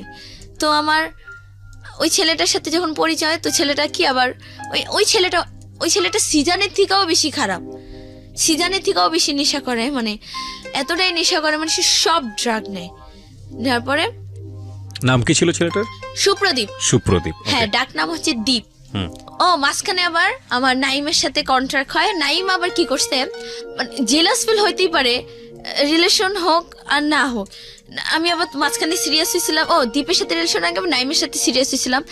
নাইম ওর বাইক ছিল, ও বাইকে ও গলা ধরে একটা মেয়েটাও ভালো না নাকি, ওই মেয়েটার 2টা বিয়ে হয়েছে, হ্যান ত্যান একটা বাচ্চা আছে, মানে ক্যারেক্টারও প্রবলেম আছে। আর মেয়েটা ইয়াবা খায়, মানে ড্রাগ নেয়, অ্যাডিক্টেড মারাত্মক ভাবে।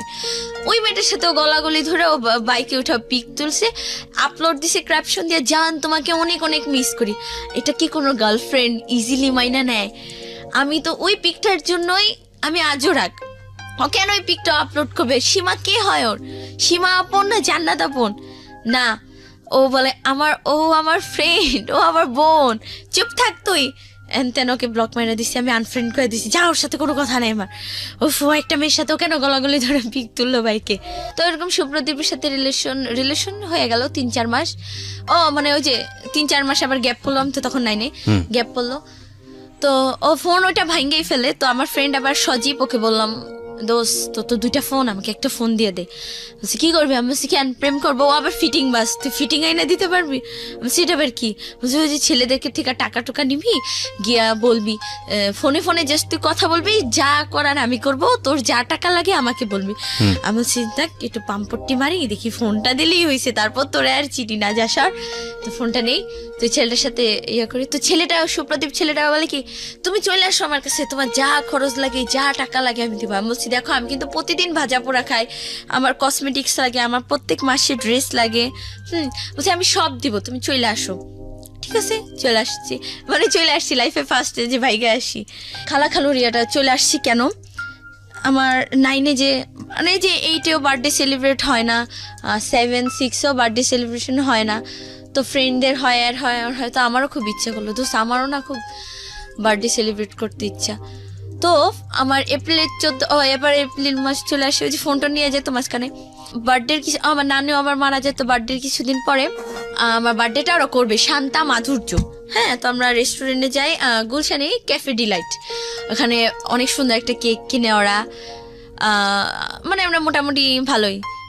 তো একটু লেট হয় দেখা আসার পরে আমার ফ্রেন্ডটা ওই শান্তাও কোনোদিনও আমার বাসায় আসে নাই, আসে আমার বাসায় সেদিন আইসা, তো আমি তোকে আমার আজ তোর বাসায় নিয়ে যাইতে হয়। বলছি না রে, আমার বাসা অনেক সমস্যা, আমি যে সমস্যার মধ্যে থাকি, আমার খালু আমাকে কথায় কথায় মারতো, কথায় কথায়। আর আছে না যে ঠিক আছে মেয়ে, চট থাপ্পড় একটা, এতটা বাজে ভাবে আমাকে মারতো, মানে পরশু মানে মানে কি বলবো, মানে খুবই খারাপ একটা অবস্থা, মানে অনেক মারতো অনেক। তো সেই দিন ও গেল, ওকে নুডলস রান্না করে দিলাম। ফার্স্ট আসলি আমার বাসায় আমার খালা আবার একটু অসুস্থ ছিল, তো সে ওরা তোটা কেয়ার করতে পারে নাই। তো আমি গিয়ে বসি, তো জিজ্ঞেস করে এই তুই কোথায় ছিলি আজকে? বাবা ওরা তো আমার বার্থডে ইয়া করছে। হ্যাঁ তোমার বার্থডে ইয়া করছে না, বার্থডে। মানে সে যখন মারে তার ফেসগুলো এমন খারাপ করে, মানে এতটা ইয়া করে আমাকে, মানে আমার গায়ের উপর উঠে মানে মারতেছে। আর আমার ফ্রেন্ডরা একবার মাইরা গেছে, ফ্রেন্ডরা খাটে বসা আমার সামনে মারলো। তো কি দোষ, তোর কি কোনো ওয়ে আছে এখান থেকে যাওয়ার? তুই আমারে বলিস আবার আসে এই মেয়ে তুমি এখনো যাও নাই বাসা থেকে, যাও আমার বাসা থেকে বের হও। ওকে বের করে দিছে, দিয়ে আমাকে আবার এত মারা মারে যে আমি 12-13 দিন আমি স্কুলে যেতে পারি নাই। স্কুলে যাওয়া অফ হয়ে যায়, মানে নাক মুখ চোখ সব কিছু আমার ফুলে যায়। ওকে, তো যাই হোক শান্তা ওই দিকটা ট্রাই করতে থাকে যে নাইম ছেলেটা দেখি যে নাইম কোনো ম্যানেজ করতে পারে কিনা। তো নাইম এরকম যে বললো যে ঠিক আছে আমি দেখি ওর জন্য আমি কি করতে পারি। তো নাইম অতটা সিরিয়াস নেয় না যে হ্যাঁ ও আমাকে এত ইনসাল্ট করছে হ্যান ত্যান। তো যাই হোক সুপ্রদীপের সাথে তো এরকম আবার ঈদের দিন আমি শান্তার বাসায় ছিলাম। সে ঈদের দিন আমাকে এই তুই কোথায়? আমি ফ্রেন্ডের বাসায়। তোর এত কেন দেরি হচ্ছে? আইনা আমাকে এত মারে, আমাকে খুব টর্চার করতো, অনেক মারতো। নভেম্বরের 23 তারিখে আমি পালাই, 23 তারিখে আবার নাইমের বার্থডে। তো এরকম বলতো সবসময় ফ্রেন্ডরা তুই না কোথাও চইলা যা রে, তুই অনেক হ্যাপি থাকতে পারবি, তুই এখানে থাকিসই না। 23 তারিখে না 22 তারিখে রাত্রে পালাই দীপের সাথে। খালার ফোনটা নিয়ে পালাই, 3 সেট কাপড় নেই, তখন মাথায় এত কিছু আসে না, গয়নাগাটি টাকা পয়সা নিতে হয় পালাই গেলে। ছেলেটাও তো অ্যাডিক্টেড, কিছুই করতো না কাজ বাস। মানে বাবা মা মারলো, এই খালা খালু মারলো, গায়ে হাত তুললো, এই কারণে সিদ্ধান্ত নিলেন সুপ্রদীপের হাত ধরে চলে যাবেন। হ্যাঁ। তো কি করলেন আপনি? চলে গেলেন বলতে প্ল্যানটা কিভাবে ছিল, আপনারা কিভাবে এক্সিকিউট করলেন এটা? একটা ড্রেস পরলাম, একটু সুপ্রদীপ এটা জানতো যে আপনি বাড়ি থেকে চলে আসতেছেন? ওই তো তুমি চলে আসো, যা খরচ লাগে আমি দিব, যা টাকা লাগে আমি কি দিব। করতো তখন? কিছুই করতো না, নেশা করতো। আর পুরান ঢাকা ওদের 4 তলা বাড়ি আছে, ব্যাস এই। এটা তুমি আগে থেকে জানতা? না আমি জানতাম ও নেশা করতো না, কিন্তু একটু কাজ টাজ করতো না। বাট তোমার মার সঙ্গে তো তুমি তো জেনেছো তোমার অরিজিনাল মাকে, তো তার সঙ্গে তো তুমি যোগাযোগ করতে পারতে। আমার মা হচ্ছে দুনিয়ার সবচেয়ে সেলফিশ একটা মাদার, সবচেয়ে। এইভাবে না বলে ঘটনাটা বলো আমাকে, যে কি তুমি যোগাযোগ করেছিলা? যোগাযোগ কি, তার একটাই কথা, আমারই সংসার ভেঙে যাবে। তুই তোর মতো বাবা, তুই যদি ভালো মানে তুই যদি বড় হয়ে আসতে পারস তো আসুক, নাইলে কিছু না, আমি তোর কোনো রিস্ক নেই। আচ্ছা, মানে সে কেয়ার, গ্রামে যাইতাম, আছে না যে আমার মেয়ে একটু কেয়ার করবো না, কিছুই না।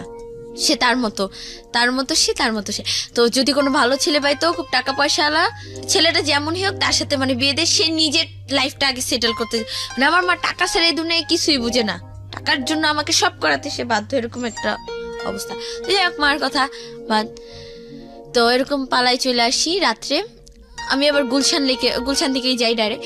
গুলশান লেকে বসে আছি, ভাবতেছি আহারে যাবো, কি করলাম, ফ্রেন্ডের ছেড়ে আসবো। হ্যাঁ, তো তখন আবার সিজানের কথা ভাবলাম।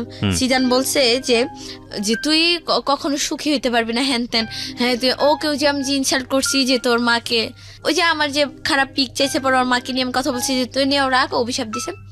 তো এসব ভাবতেছি, পরে ভাবতে ও কল দিল, কি আসবে না নাকি?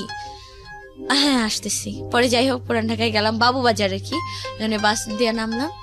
নামার পরে ওইখানে আবার একটা ছেলে আমাকে নিয়ে যে আমাকে লাইফে ভালোবাসছে অনেক ছেলে, কিন্তু আমি মানে বুঝি নাই যে লাভটা কি। ওই সিজানের পর থেকে ভালোবাসা আমার কাছে হয়ে গেছে খেলা, ভালোবাসা হয়ে গেছে আমার কাছে স্বার্থ। আসলে দীপ ছেলেটাকে আমি ভালো অতটাও না, নিজের স্বার্থের জন্য। যে ও আবার বলছে কি যে আসো তোমার সবকিছু আমি দেখবো, যদিও আমার কোনো একটা সেটেল করে দিতে পারে। ওইটাই তো। ইমন ছেলেটা এরকম আমাকে ভালোবাসতো, ইমন ছেলেটাকে আমি বলছি আমি একা, আমি তো কোনোদিনও পুরান ঢাকায় যাইনি, তুমি আমাকে একটু দিয়ে আসো কষ্ট করে। তো ঠিক আছে আমি দিয়ে আসবো। দিয়ে আসলো আমাকে। সারা রাত তুই ছাদে ছিলাম, আমি ইমন আর দীপ, সারা রাত ছাদে 2 জন বসেছিলাম, 3 জন বসে বসে আড্ডা দিচ্ছি। যাইতে যেতে খুব রাত হয়ে যায়, আর ওদের বাসা টাসা মানে আশেপাশের কোন ফ্রেন্ডের বাসায় যে রাখবে সব বাসার লক হয়ে যায়, পুরান ঢাকার অবস্থা তো জানেনি। যাই হোক, তো ছাদে বসে বসে আড্ডা দিলাম 3 জনে মিলা। দীপ তো ধুমায় সিগারেট খায়, কি খায় না খায়, যাই হোক। আর আমি আমার মতো বসে বসে টেনশন করতেছি কি করব। আমার লাইফে আবার টেনশন কম। টেনশন বললে ভুল হবে, আমি আমার মতো হাসতেছি নাচতেছি ছাদে সারা রাত ছাদ ঘুরতেছি ঘুরতেছি হ্যান তেনি কি সুন্দর আমি বাইকে আসছি, আল্লাহ আমি বাঁচছি, আমি প্যারা থেকে বাঁচছি এরকম বলতেছি। তো সকাল হয়, ছেলেটা আমাকে সকালে কি বলে, তখনই বলে কি আচ্ছা তোমার কি বাসায় যাওয়ার কোনো ওয়ে নাই? আমি বলছি কেন, আমি কি বাসায় যাওয়ার জন্য আসছি নাকি? তুমি আমাকে ভাগায় নিয়ে আসছো না, বিয়ে করবা? বলছি কি ও আচ্ছা ঠিক আছে। মানে ছেলেরাও মানে একটু লুজ হয়ে যায়, মানে একটু ভয় পায় যে একটা মেয়ে পালা। তো ওর ফ্রেন্ড কিরণ, ওর দীপের ফ্রেন্ড কিরণ আমাকে আয়শা বলে যে কি তুই ভাগায় নিয়ে আসিস না, ডাইরেক্ট তোর মার কাছে নিয়ে যাবি। আবার একটা ভাইয়া ছিল সাগর, ডেভিল বয় সাগর আর কি, হিন্দু। তো ওই সাগর আর কি বলে কি ভাগাই নিয়ে আসিস না, তোর মার কাছে নিয়ে যাবো। বলছে না রে মার কাছে না, আমি টাঙ্গাইল নিয়ে যাবো, টাঙ্গাইল ওর বোনের বাসা। তো নিয়ে গেল। ও ইমন ছেলেটাকে আমি আবার বিদায় দিয়ে দিলাম, ইমন ছেলেটা তো যাবেই না, আমি ওকে ভালোবাসি, পুরান ঢাকার কি না কি। ও বলে রাখা ভালো, দীপ আর আমার কোনোদিনও মিট হয় নাই।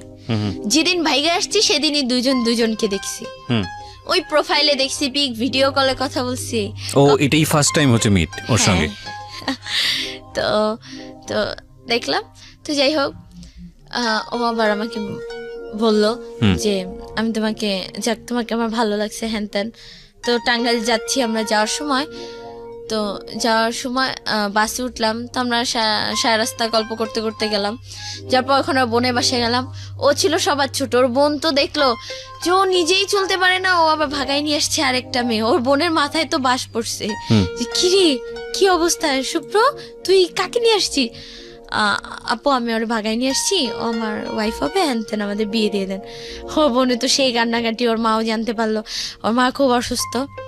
আর আস্তে আস্তে ওর মানে ওকে আমি ফার্স্ট দেখছি তো দেখি এতটা চিকুন একটা মানুষ খুব কমই হয়, মানে খুবই চিকুন আর খুব ফর্সা, দেখে বোঝা যাচ্ছিল যে নেশাকর টাইপের। কিন্তু এমনও তো হইতে পারে অনেকে খাওয়া দাওয়া করে না, এরকম মানে ওই যে একটা বিশ্বাস চলে আসছিল। তো গেলাম টাঙ্গাইল। ও দুলাবে বলতেছে তুমি কি ওর ব্যাপারে কিছু জানো? আমি বলছি না। বলছে আপনি নেশা করে, কিন্তু ভাইঙ্গা বলে না যে ইয়াবা মানে হ্যান ত্যান অনেক কিছু খায় খারাপ। বলছে ও তো একটু নেশা করে। আমি বলছি ওটা কোনো ব্যাপার না, মনে করছি কি ওই যে একটু ড্রিঙ্ক না কি বলে মদ, ওগুলো হয়তো খায়, এই আর ব্যাস, আর কিছু না। গেলাম, এখানে বসেছিলাম আমরা। তো সুপ্রদীপ আবার আমাকে বলে যে হ্যাঁ সাজগুজ করো। সুপ্রদীপ আবার 7,000 মাত্র। আমি তো বাসা থেকে টাকা পয়সা নিয়ে আসি না, কারণ এই লাইফের ফার্স্ট 3 সেট কাপড় নিয়ে আসছি। আর জাস্ট কসমেটিক্স তো অল টাইম, এখন তো কসমেটিক্স শিখে গেছি, কসমেটিক্স এর বক্সটা ব্যাস যাবতীয় যা লাগে ব্যাস ওই নিয়ে আমি আসছি। তো সুপ্রদীপ 7,000 টাকার ম্যানেজ কইরা ওর দুলাবের হাতে টাকাটা দেয়, ভাই এই টাকা দিয়ে আমাদের কোর্ট ম্যারেজ বা কিছু একটা করায় দেন, এই আর পসিবল না। দুলাভাই তো সে রাতে আমাদের একসাথে থাকতে দেয় না, বোনের সাথে ছিল, দুলাভাইয়ের সাথে ছিল, যে না কিছুতেই মেনে নিব না। ও দুলাভাই অনেক বুঝাইছে তুমি চলে যাও। বলছি কি আমি কিভাবে চলে যাও বলেন, গেছি, একটা মেয়ে ভাইগা গেলে সে কি কোনদিন আর ফেরত যায় বাসায়? তার হাজবেন্ড হইতো খালো যতই খারাপ হইতো, যা ওর বিয়ে হয়ে গেছে, তো এবার ওর হাজবেন্ড কেউ থাক। যখন ছেলেটা আর কি আমাকে বলা শুরু করলো যে বিয়ে করবো হ্যান ত্যান, তো বিয়ে করবো আমি কি দীপ, আমি মেহেদি পরবো, আমি চুড়ি পরবো, হ্যাঁ তোমাকে সব কিনে দেবো। আমাকে একটা হলুদ কালার একটা ড্রেস ছিল, ওই ড্রেসটা পরে আমি বসেছিলাম। তো দুলাভাই কিছুতেই মেনে নিচ্ছিল না, সারা রাত আমাকে ওর বোন বুঝাইছে, বোনের সাথে তুমি প্লিজ ব্যাক করো, বাসায় ব্যাক করো। বলছি পসিবলই না আপু, আপনি আমাকে আরেকটা ওয়ে করে দেন, আপনার যদি এত মনে হয় যে আমি ওর জন্য পারফেক্ট না, আমাকে ভুলে যাবো। বলছে দেখো তুমি মেয়ে মানুষ, হ্যান ত্যান, ধর আপনার মেয়ে মানুষ, বের হয়ে আসছি আবার কি, হ্যাঁ আমি তো যাই হোক। ও দুলাভাই হঠাৎ করে সকালবেলা এই সুপ্রদীপ তুই টাকা আনছিস? হ্যাঁ টাকা আনছি, টাকা দে, তোদের বিয়ে করাই দিব। দুলাভাইয়ের ধান্দা আছে, টাকা নিবে। এই ও তো খুশি। আর ফ্রেন্ড কিরণও ছিল যে কি ভাই তোর দুলাভাই মাইনা নিল, মনে হয় তোর ওয়াইফ না হোক ওয়াইফ, যাই হোক ওকে মনে হয় পছন্দ হয়েছে। হ্যাঁ তো আমিও ভাবলাম যাক তাইলে মনে হয় ঠিকই আছে সবকিছু। তো ও মা একটু পর আমরা গল্প, হ্যাঁ ওইটা আবার কি, তো দীপ আর আমার তখন কিস হয়, মানে লাইফে ফার্স্ট। আমি এমন একটা মেয়ে যে আমাকে কোনোদিন কোনো ছেলে মানে কোনো ব্যাড টাচ পর্যন্ত করে নাই। ওকে বুঝতে পেরেছি। হ্যাঁ তারপর তো আধা ঘন্টা পরে কিছু সেন্টারের লোক আসলো, রিহ্যাব সেন্টারের লোক। হ্যাঁ আয়শা, এই তুমি সুপ্রদীপ খান? হ্যাঁ ওকে নিয়ে গেল। আমি অনেক কান্না করছি, অনেক, যে প্লিজ ওকে ছেড়ে দেন। আমি পাটা ধরেও কান্না করছি, তাদের কেউ ছাড়ে নাই। ও বোন আমাকে একদম টানে নিয়ে ছিটকে মানে খাটে বসেছিলাম, ছিটকে খাটে ফেলে দিল আর ওকে টান দিয়ে নিয়ে গেল। তুমি চুপচাপ বসো ওখানে। আমি কান্না করলাম, আমার মুখ টুক চেপে ধরলো, মানে এখানেও দেখি আরেক অবস্থা। তো ওর দুলাভাই আমাকে, ওই কিরণ ভাইয়াটা, আমি কিন্তু ভাইয়াটাকে চিনিও না। তার আগ পর্যন্ত তো তুমি জানতে না যে এই দীপ ছেলেটা নেশা করে? না। যখন রিহাবের লোকজন আসছে তখন তুমি কি মনে করছো? আমার পুলিশের লোক ধরে নিয়ে যাচ্ছে। আমরা তখন আমার বয়স কত, 16 তো এখন, তখন মনে হয় 15 বছর, 15.5 এরকম। কতদিন আগের ঘটনা? বছরখানেক আগের না ঘটনা? না না, 4-5-6 মাস এরকম। ওকে, তারপর? কিরণ এখন আমাকে তার দুলাভাই কিরণের সাথে আমাকে পাঠাই দিবে। কিরণ ছেলেটাকে আমি কখনো চিনি না, জানি না। আবার কিরণের নামে শুনলাম ওর মা নাকি ভালো না, ওর মা নাকি বিভিন্ন মেয়েদেরকে বিজনেস করে, তো এরা নাকি শুনলাম। তো আমি এই ছেলেটাকে আমি কিভাবে আমি ট্রাস্ট করবো? তো যাই হোক, বললো যে যাও তুমি ওর সাথে চলে যাও, আমি কিছু টাকা দিয়ে দিতে। সুপ্রদীপের টাকাগুলোও দিল না, যে ওই টাকাটা দিয়ে আমি হয়তো কিছু একটা করতে পারতাম। এই দুনিয়ায় টাকা যার সবই তার, ওই টাকাটাও দিল না। মাত্র 300 টাকা দিছে। টাঙ্গাইল থেকে ঢাকা আসতে কি 300 টাকা ভাড়া? এই দিয়া এই যাও যাও যাও তাড়াতাড়ি বের হও, বাসা থেকে বের করে দিছে। কানতে কানতে আসলাম। তো এরকম পাশাপাশি কিরণ আমি তো চলে আসলাম। ভাগ্য খারাপ, কিছুতেই লাইফে হ্যাপি হইতে পারি নাই। তা আসলাম। কার সঙ্গে আসলা ওই সময়টাতে? ওই যে ওই কিরণ ছেলেটা, এখন তার কোনো ওয়ে নেই। তো আসলাম, এখন আইসা কিরণ ছেলেটা আমাকে নিয়ে মানে উল্টাপাল্টা কথা শুরু করে দিচ্ছে। এই তুমি আমাকে বিয়ে করবা? তোমাকে আমার খুব ভালো লাগছে, বিশ্বাস করো, তুমি আমাকে বিয়ে করো। হ্যাঁ, আমি তোমাকে অনেক খুশি রাখবো, হ্যান তেন। কি ব্যাপার, এত আমার থেকে সুযোগ নিচ্ছে? আমার এটা মনে হচ্ছে কেন, আমি কি খাবার যে আমি কারোর জন্য আমি ওয়েট করবো না? আমি বলছি দীপ আসবে কতদিনে? বলছে 2 বছর লাগবে। ও দুলাভাই বলছে 2 বছর। 2 বছর আমি কোথায় থাকবো? একটা মেয়ে মানুষ এমন আছে তো আমাকে কেউ মেরেও ফেলে দিতে পারে। কিরণ কি যে আমি বিশ্বাস করব তার কি কোনো গ্যারান্টি আছে? কিরণ নিজে আমার কিছু করবে না। আসার পরে এখানে কিরণ বাসের থেকে আমাকে উল্টাপাল্টা কথা বলা শুরু। জাস্ট আমি অনেক সেফলি ছিলাম, ভালো। তো তুমি আমাকে বিয়ে করবে? তুমি একটাই কথা, গায়ে হাত দেন। বাট বিয়ে করবে কিনা, মানে ও আমাকে পাবেই, বিয়ে করবেই না। তো আমি বলছি কি পল্টন আমার একটা ভাইয়ের বাসা, তো পল্টন, স্বপন নাম, স্বপন পলি ভাই ভাবি। তো এখানে ব্যাক করলাম। আমি মনে করছি কি যাক ফ্যামিলিতে এখানে গেলে ভাইয়া মনে হয় কিছু একটা করে দিবে, যে যাক বোন তুই আসছিস, ওকে একটা জব দিয়ে দিই, তুই তোর মতো থাক। না, ভাইয়া ও ডাইরেক্ট খালা কালুকে ফোন দিল, আসলো, বাড়িয়ালি ছিল তাদের, আইসা সবাই মিলে আমাকে মারলো। সবাই মিলা, সবাই আমাকে এক নামে চিনতো, আমাদের স্কুল ওইদিকে সবাই বৈশাখী। আর এখন আমাকে সবাই বাজে নামে চিনে। এই মেয়েটা তো ভাইগা গেছিল, এই মেয়েটার লাইফ শেষ, এই শেষ সেই শেষ। কোনো একটা দোকানে গেলাম, তুমি না ভাইগা গেছিলা? কি বলবো, পাশে লোকজন সবাই তাকায় থাকে। যেই লোকগুলো আমাকে ছাড়া চলতো না, যে তার বোনেরাই কিন্তু অনেক প্রবলেম ফেস করছে, যে আমাকে নিয়ে গেছে, যে আমি তাদের সমস্যাটা সলভ করে দিছি, তারাই আজকে বলে আমাকে বাজে নামে ডাকে। তারাই এই মেয়েটা শেষ, মেয়েটা শেষ। তখন নাকি সিজান, জানি না, তখন নাকি সিজান বলছে ও কি কাজটা ঠিক করলো। আমি সেই কথাটাও বলছে, হ্যাঁ বলছে। আমি আমি যদি সিজানের কাছে যাইতে পারতাম, বলেও না তুই ভাইগা গেছিলি, তুই এবার সিজানের কাছে যাবি, ওর যেই মা। তো এরকম বাসা থেকে প্রচুর টর্চার করতেছে, উঠতে বসতে খোটা, তুই ভাইগা গেছিলি, তোর জন্য মুখ দেখাইতে পারি না, মান সম্মান সব শেষ, আমাদের সব শেষ, সব এরকম ভাবে বলতো। কেউ যদি আমাকে দেখে ভালো লেগে আসতো, তাও যদি সে শুনতো যে ভাইগা গেছি, ক্যান্সেল, রিজেক্ট করে দিতে, বিয়ে হবে না। তো এখন আমার ফ্রেন্ডরা বলতেছে যেই ছেলের জন্য তো লাইফটা শেষ হয়েছে, আসার পরে তুই সেই ছেলেটার কাছে যাবি, মানে দীপের কাছে। তো আমি 2 বছর কিভাবে ওয়েট করবো? তো শান্তাকে বললাম, তো বললো দেখি দোস্ত, তখন আমি এসএসসি পরীক্ষাটা দেই নাই, দেখি দোস্ত আমি কিছু একটা ম্যানেজ করি। তো আমি যখন বসেছিলাম, তো বাবু নামের একটা ছেলের সাথে আমার কথা হয়, সেটা হচ্ছে কিরণের ফ্রেন্ড। তো ওই ছেলেটা আবার আমাকে বলে কি, আপু আমি তোমাকে বোন বললাম, তুমি আমার কাছে আসো, আমি তোমার একটা ব্যবস্থা করে দেবো। তো নাই মামা থেকে কানা মামা অনেক ভালো, চিনি না জানি না, একেও আমি কোনোদিন দেখি নাই, তার বয়সই শুধু শুনছি, তার কিছুই জানি না। তো যাই হোক গেলাম, যাওয়ার পরে ওই ছেলেটা আমাকে দেখা মানে ফিদা হয়ে গেছে, কোনোদিন মনে হয় মেয়েই দেখে নাই। আর আমি খুব মডার্ন ছিলাম, ওয়েস্টার্ন ভাবে গেলাম, দেখা আমি আজকের রাতের ভিতর তোমাকে রেজিস্ট্রি করবো। এটা পসিবল না, এটা ইম্পসিবল, আমি কিভাবে তোমাকে বিয়ে করব? না এটা পসিবল। তো আমাকে নিয়ে গেল তার বাসায়, মানে তার মামির বাসায়, তার মামির সাথে রাখলো। ওই ছেলেটা আবার বদনাম ছড়াইলো কি সব দিক দিয়ে, ও আমার বউ আমার সাথে রাতে থাকছে, হ্যান ত্যান বদনাম ছড়াই দিল। তো আমার খালা আবার ফোন দিয়ে জিজ্ঞেস করলো, খালা আবার নাম্বার ছিল, যে ও কি তোমার কাছে বাবা? বলছে হ্যাঁ, ওর সাথে তো আমি রাত্রে ঘুমাইছি। হ্যাঁ, তার মানে আজে বাজে কথা শুরু করলো। তো বলছে যাক, মনে হয় তাহলে ও বিয়ে করে ফেলছে, যাক আর খবর নিব না। কিরণ আবার আমার একটা হেল্প করলো, কি বললো কি তুমি এখান থেকে বাঁচতে চাও? আমি বলছি হ্যাঁ বাঁচতে চাই। বলছে আমার একটা ভাই আছে নাম বিল্লাল, বাবুবাজার স্ট্যান্ডে কাজ করে হেল্পারে, তো তুমি ওখানে তার বাসায় চলে যাও। তার সে ওরকম ভাইকে বিয়ে করছে, একটা বেবি আছে তার ছেলে তানভীর নাম। তো তুমি ওখানে যাও, গিয়ে দেখো যে সে তোমাকে একটা জব টব দিয়ে দিবে। তো আল্লাহ যাকেই মনে হয় স্বপ্ন, আমার স্বপ্ন বলতে ওই যে জব করব, নিজের মতো থাকবো, ওইটাই আর কি আমার স্বপ্ন বলে। তো যাই হোক গেলাম, যাওয়ার পরে ওই ছেলেটা আমাকে বলতেছে আপু তুমি তো আসছো আমার বোনের মতো। যাই হোক ওই বাবু ছেলেটা আবার তুমি আমার বউকে ভাগাই নিয়ে আসছো। বউ বলতে কি তুমি, আমি যে মেয়েটার, আমি আবার আমি যখন আসছিলাম খালার গয়নাগাটি নিয়ে আসছিলাম আবার। মানে আমার তো এখন- দ্বীপের সঙ্গে যখন পালাইছিলে তখন গয়নাগাড়িগুলো নিয়ে আসছিল? না তখন নিয়ে এসে নাই, বাবুর সাথে যখন আসছিলাম তখন গয়নাগাটি নিয়ে দ্বীপের পরে বাবুর সঙ্গে যখন পালিয়েছো?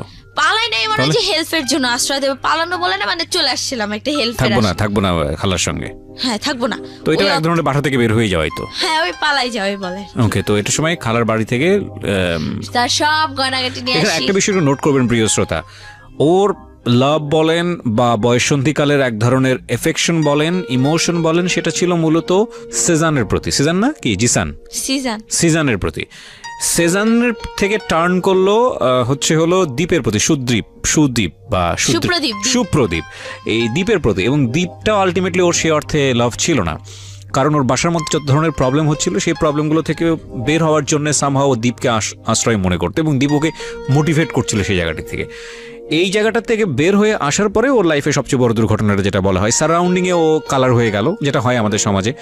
মেয়েরা এরকম একটা কোনো কিছু করলে ওই মেয়ে সমাজে মুখ দেখাতে পারে না, ওই মেয়ের পরিবারের লোকজনরা দেখাতে পারে না। ওর ক্ষেত্রেও সেটাই হয়েছে।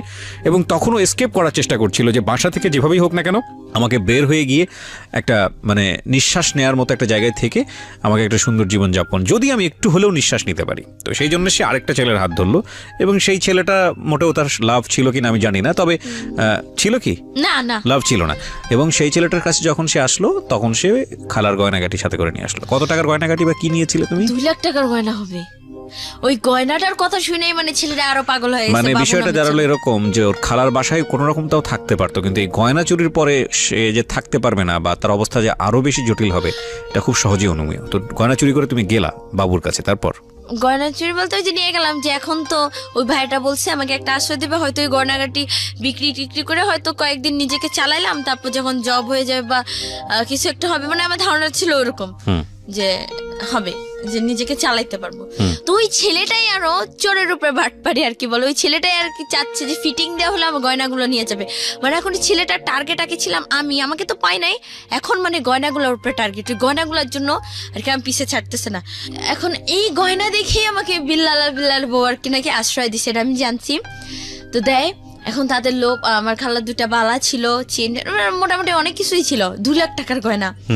তো এসবের প্রতি সবার মোটামুটি নজর পড়ে যায়, কিরণের নজর পড়ে যায়। কিরণ তখন আবার বলে কি কিরণ তখন আবার ওর ভাইকে ওভারটেক করে আবার সে আগের মতো আমি তোমাকে বিয়ে করব, দেখো আমি তোমাকে এখন একদম রেলি বিয়ে করবো। আমি বলছি তাহলে তখন রেলি বিয়ে করতে চাও নাই? ও তখন যাই সিএম দিয়ে, আর এখন যাচ্ছি মন থেকে। আমি বলছি তখনও যখন চাও না এখনো চাও না, এটা পসিবল না। তো যাই হোক এখন তো ওই ভাইটাও বলতেছে এখন বোন তুমি কি করবা, তো ওই ছেলেটা তো সবে তোমাকে ডিস্টার্ব করতেছে, তাদের গ্রামের বাড়ি হচ্ছে বিক্রমপুর, চলো আমি তোমাকে বিক্রমপুর নিয়ে যাই, তুমি আমার ওখানে আমার বোন আছে তার সাথে তুমি কয়েকদিন থাকো। আমার এখানে নিয়ে যাই, তার এক মামা তো ভাই আবার আমাকে পছন্দ করে, এখন ভাবতেছে এই যে এই গয়নাগুলা নিতে পারবে সে, আবার ওই মামা তো ভাইও মানে আমাকে বিয়ে করার বদলে তাকে অনেক কিছু আর কি দিতে চাইছে। তো সেই লোভে সে তার কাছে বিয়ে দিয়ে দিবে। ছেলেটা দেখতো অতটা ভালো কি, আমি ছেলেটাকে চিনিও না, সে আমার সম্বন্ধে জানে। আমিও বলতেছি কি সে জানবে আমার ব্যাপারে, কি সব আমি গোপন রাখবো, কিচ্ছু জানবে না। এটা কি কখনো হয় সবকিছু গোপন রেখে? আমি বলছি না এটা সম্ভব না, যদি জানে আমি যদিও ছেলেটাকে আমি বিয়ে করি আমার সংসার একদম ডেফিনেটলি ভাঙা যাবে। বলছি না ভাঙবে না। তো যাই হোক আমি অনেক জোর জবরদস্তি এখান থেকে আসি। আসার পরে সে বলতেছে বোন আমার ঘরে চাল নাই বাজার নাই, মানে টাকা। আমি আবার একটা গয়নাও আমাকে দিয়ে জোর জবরদস্তি বিক্রি করাইছে। ওকে, তো কি করবো, ওই টাকা দিচ্ছি তাদের ফ্যামিলিতে, মানে সংসার চালাতে হেল্প করতেছে আমি। এই টাকা তার বোনের বাড়িতে নিয়ে গেছিল, সেখানে যত টাকা খরচ করছে একটা সুতা পর্যন্ত দাঁড় খেয়ে নেয়, আমার ওই টাকাই সব। এখানে আসছে ওই টাকা, এই আমার ফুচকা খাইতে মন চায়, এটা যাই হোক থাক সব টাকা। সব টাকা আমার উপরে দিয়েই যাচ্ছে। তো যাই হোক, এরকম বাবু ছেলেরাও প্রেশার দিচ্ছে। পরে আমাকে এখন বলতেছে কি যে আমার টাকাটা শেষ, এখন আমাকে গয়না তো আমি আর বিক্রি করবো না, একটা বিক্রি করে ফেলছি বলে, অনেক বলে আর বিক্রি করবো না। তা এখন তারা আমাকে আর রাখতে পারবে না, তার বউ আমাকে রাখবে, তুই আমার সাথে থাকবি। হ্যাঁ, এখন সে বলতেছে কি ও যদি থাকে তাহলে আমি তোমার সংসার ছেড়ে চলে যাবো। স্বাভাবিক, কিন্তু এটা একটা এক্সট্রা মেয়ে কেন রাখবে? আর ঘুমাইতামও তাদের সাথে। ওকে, হ্যাঁ, মানে বলে কি যে সোজা না ঘুমায়, মানে একটু বাঁকা ঘুমায়, আওড়াআওড়ি বলে যে তার বউ, আমি তার বউয়ের সাথে, মাঝখানে তার ছেলে, ওই পাশে সে। তারপরও মানে তার বউ এরকম বলতেছে, তাকে থ্রেট করতেছে। তো সে বলতেছে বোন তাহলে তুমি চলে যাও। তো যাওয়ার সময় আমি তাকে 2000 টাকা দিয়ে যাই যে ভাইয়া আমি হয়তো আপনার অনেক কিছু লস করলাম না। বলছে না না সমস্যা নাই। তো টাকাটা আমি তাকে দিয়ে আসি 2000 টাকা। তো নেন ভাইয়া টাকাটা রাখেন। তো কই যাবো আবার ফ্যামিলির কাছে। ওই ফ্যামিলির কাছে গেলাম, আবার টর্চার শুরু, আবার লোকে আরো কথা বলতেছে। তো মানে লোকের কথাগুলো মানে এতটাই পর্যায়ে চলে যেতেছে যে বাড়িওয়ালা পর্যন্ত যে এই মেয়েকে রাখতে দিব না এই বাসায়, ওকে বের করে দাও, ওকে এটা করে দাও, ওটা করে দাও। আমি কোথায় যাব, কি করব? পরে এই যে নাই এসএসসি পরীক্ষাটা দিব। এসএসসি পরীক্ষা এবার আমি এসএসসি এক্সাম দিছি মধ্যবাড্ডা আলাতুন্নেসা স্কুল থেকে, মানে সেন্টার পড়ছে এখানে। তো আমার ফ্রেন্ড, ওর নামটা আমি বলবো না, আমার ক্লোজ ফ্রেন্ডটাই, ওই নাইমের সাথে আবার যোগাযোগ। নাইম তুই যেমনেই হোক ভাই ওকে তুই ইয়া কর, ওকে তুই একটা ব্যবস্থা কর, ওকে তুই নিয়ে যা। কই নিয়ে যাবো? তোর কাছে নিয়ে ওকে রাখ, তুই একদিন না একদিন তোকে ভালোবাসতিস, তুই এখনো আমি জানি ওকে ভালোবাসিস, তুই ওকে তোর কাছে নিয়ে তুই ওখানে কোনো একটা মেসে ওকে রাখা, ওকে একটা জব টপ দিয়ে ওকে মানে খালি বাঁচা। হ্যাঁ বাঁচা। তো নাইম ছেলেটা বলছে ঠিক আছে চলে আসো। চলে আসলাম, রংপুর চলে গেলাম। তো রংপুর গেলাম, এখানে যেদিন যাব। আচ্ছা, তোমার একবারের জন্য এটা চিন্তা হয়নি যে তুমি যদি লেখাপড়াটা অফ করো তাহলে তোমার লাইফটা শেষ হয়ে যেতে পারে? লেখাপড়া কই অফ করছি, এসএসসি এক্সাম দিছি, এখনো রেজাল্ট আসে নাই। সো এই মনে হয়েছে 3 মাসের মধ্যে লাইফ যেরকম ইচ্ছে সেরকম গোছা নিতে পারবো, তারপরে পাশ করলে আবার আরেক জায়গায় ভর্তি হয়ে যাবো, বিষয়টা এরকম? ওর হাসি বা ওর কথাবার্তা শুনে আপনারা বুঝতে পারছেন যে ওর মেন্টাল ম্যাচুরিটি ওর বয়সের সাথে যতটুকু হওয়া উচিত ততটুকুই হয়েছে, এর বেশি হয়নি। কিন্তু প্রসঙ্গ হচ্ছে যে এই ধরনের এই বয়সে ছেলেমেয়েরা ভুল করতে পারে, কি লেভেলের ভুল করে এবং তাদের জীবনটা আসলে কোথায় গিয়ে দাঁড়ায়। কারণ আমি বলছি যে এই অনুষ্ঠানটা সব শ্রেণীর মানুষজন শোনেন, সুতরাং সেদিক থেকে আজকের এই অনুষ্ঠানটা খুব গুরুত্বপূর্ণ। হ্যাঁ বলো। তারপর রংপুর যাব। তো নাইমের আসার কথা 11 তারিখে, আমি 8 তারিখে বের হয়ে যাই। মানে আমি আর সহ্য করতে পারতেছি না, বাসায় কি করব, বের হয়ে যাই। ফোন দিলাম, হ্যাঁ কই তুমি নাইম? কেন? রংপুরে আমি আসতেছি। হ্যাঁ আসতেছি মানে কি বলো এগুলা? মানে ওর মাথায় একদম আকাশ ভেঙে পড়ছে। দাও দাও দাও দাও, আমি তোমাকে কল্যাণপুরের ধানমন্ডি ওখানে দুইটা, ওই দিনে আবার নাইমের বেস্ট ফ্রেন্ড নাহিদ আসে ঢাকা, মানে ঢাকা বলতে রংপুর যায় ঢাকা থেকে। তো আমি ওর সাথে গেলাম। আপেল ভাইয়া নামের একটা ভাইয়া ছিল, আমাকে খুব হেল্প করছে যাওয়ার সময়। নাইম আবার কি করছে, তোমার কাছে টাকা আছে? আমি বলছি কোত্থেকে, আমার কাছে তখন টাকা টোকা কিছুই ছিল না। বিকাশে টাকা পাঠাইলো আমার যাওয়ার ভাড়া, আমার ওখানে যে কি বলে ফুড ভিলেজ, ওখানে নাইমা খাওয়া দাওয়া, রাতের খাবার দাবারের খরচ সব কিছু পাঠানোর পর আমি রংপুর যাচ্ছি। তো মাঝখানে সমস্যা হলো কি যে বাসে যাব, যে বাসে আমার বাসের নাম্বার হচ্ছে 170। আমাকে ওই যে আপেল ভাইয়া যে ও একটা, আমার কাছে ফোনও নাই, আমি মানুষের ফোন দিয়ে রাস্তায় নামে কল দিছি, আমার ফোনটাও নাই, ফোনটা ভেঙে ফেলছে খালু। তো ফোনও নাই যে কিভাবে কি কথাবার্তা বলবো ওর সাথে, কিভাবে যোগাযোগ করবো। তো এখন ওই ভাইয়াটা মিস্টেক করছে কি যে ওই 107 ও 170 আমাকে ওই গাড়িতেই উঠাই দিছে ওর বেস্ট ফ্রেন্ড নাহিদের সাথে নাইমের। তো যাই, এখন তো আমাকে নামাই দিবে রাস্তায়। ওর বেস্ট ফ্রেন্ডের সাথে আবার 2টা ছেলে ছিল, রাসেল আর একটা কি জানি একটা নাম, সাইদ না রাশেদ নাম। তো এরকম যাই, এখন তো আমাকে নামাই দিবে, আপনার বাস তো এটা না, আপনার টিকিট ক্যান্সেল করে দেবো। এখন পরে ওই নাহিদ ভাইয়াটা কি করছে আমার জন্য, বলে কি সারা মানে রাস্তায় নামছে নাইমা, আরো 2জন ভাইয়া তো খেপছে, এই রংপুর চলো, আমরা কে তুমি জানো আমার ভ্যান দেন। পরে যাই হোক, আমার জন্য সারা রাস্তা সে দাঁড়াই ছিল, একবার বসে ওই সামনে গিয়ে ইঞ্জিনের ওখানে বসে অনেক কষ্ট করে গেছে। আর আমার যে গাড়ি ওটা আমার সিট বুকিং হয়, মানে লোকাল উঠাই দিছে সিট ইয়ে করে। তবে রংপুর গেলাম, রংপুর গিয়া মনে হয় একটা নতুন জীবন পাইলাম। ও আরেকটা কথা বলা ভালো, নাইমের সাথেও আমার কোনোদিনও দেখা হয় নাই। ফেসবুকে চ্যাটিং, ফোনে কথা, আর ভিডিও কলে একদিন। সুপ্রদীপকে তো অল টাইম মানে প্রায় ভিডিও কল দিতাম, নাইমকে একদিন আমার ভিডিও কল তো রংপুরে তুমি গেলা কার ভরসায়, কিসের জন্য যাচ্ছ? মানে আমি তুমি এত নাম বলছো, আমি কনফিউজ হয়ে যাচ্ছি আসলে। নাইম, কখনো কখনো দীপ, কখনো বাবু, কখনো কি, মানে এত কিছু কেন? মানে ফেসবুকে যাকে পাচ্ছ তার সঙ্গে সম্পর্ক হয়ে যাচ্ছে, এরকম কি ব্যাপার? True confession actually. হ্যাঁ, তারপর বলো, রংপুরে গেলা তুমি কার ভরসায়? নাইম। নাইম, অথচ তুমি তাকে একদিনও দেখো নাই। না। ওকে, বলো। প্রপার এডুকেশন অনেক ইম্পর্টেন্ট প্রিয় শ্রোতা, ফ্যামিলি এডুকেশন অনেক বেশি ইম্পর্টেন্ট, যেটা ওর ফ্যামিলিতে ওর জন্য ল্যাক ছিল ডেফিনেটলি। হ্যাঁ বলো, তারপর? তো আমি মানে বাস থেকে নামলাম, নামার পরে দেখলাম নাইম। ওই নাইমকে দেখার পর আমার যে এত আগে পরে এত কিছু ছিল, আমি যে আল্লাহ সব ভুলে যাব, মানে ওর চেহারাটা দেখা। আর নাইম ওই যে মামতি নামের একটা মেয়েকে পছন্দ করতো, ফার্স্টেই বলছিলাম যখন আমি ওর সাথে ব্রেকআপ করলাম। তো ওই মামতি নামের মেয়েটাকেও ভুলে যাবে আমার জন্য। তো নাইম ছেলেটা কি মানে খুব শৌখিন ছিল, ও কক্সবাজার এখানে সেখানে ঘুরবে, কিন্তু ওই টাকাও জমাইছিল। নাইম আবার বেকার ছিল, বাট কাজ মানে হাত খরচ দিত ফ্যামিলি থেকে ভালোই। তো নাইম আমাকে মেসে রাখলো, রাখার পর ভাবতেছে যে জব দিয়ে দিবে, নাইলে ওই একটা জব করে আমাকে চালাবে। হ্যাঁ, মানে নাইম আমাকে বিয়ে করবে, আমিও খুব রাজি, মানে আমিও রাজি যে এবার আমি একদম মন থেকেই চাচ্ছি যে কাউকে বিয়ে করব, সে হচ্ছে নাইম। মানে মন থেকেই, মানে মনে হলো কি যে আমার ফার্স্ট লাভ যদি সিজান হয়, তাহলে আমার লাইফের সেকেন্ড লাভটা হলো নাইম। তো যাই হোক, নাইম আমাকে মেসে রাখলো। তো ওইখানে কারমাইকেল যে ক্যাম্পাস, রংপুরে কারমাইকেল ক্যাম্পাসে সারাদিন ভাইয়াদের সাথে ছিলাম, তৌকির ভাইয়া, সাগর ভাইয়া, মানে ওইখানে গেলাম কি মানে সব খুলে কি আমি মনে করছি কি আমার যে ফ্রেন্ডটা, ওকে হয়তো সব বলছে আর কি, যে ফ্রেন্ডটা আর কি ওর মাধ্যমে লাইন করে দিছে, শান্তা আর কি, ও হয়তো বলছে, কিন্তু না, ও শুধু এটুকু বলছে ও বাইকে গেছে একবার, হ্যান তেন, হ্যাঁ বিয়ে হয় না এটা তো জানি, মানে এত কিছু বলে দিচ্ছে, এত কিছু হয়ে গেছে, ভাইঙ্গা বলে নাই।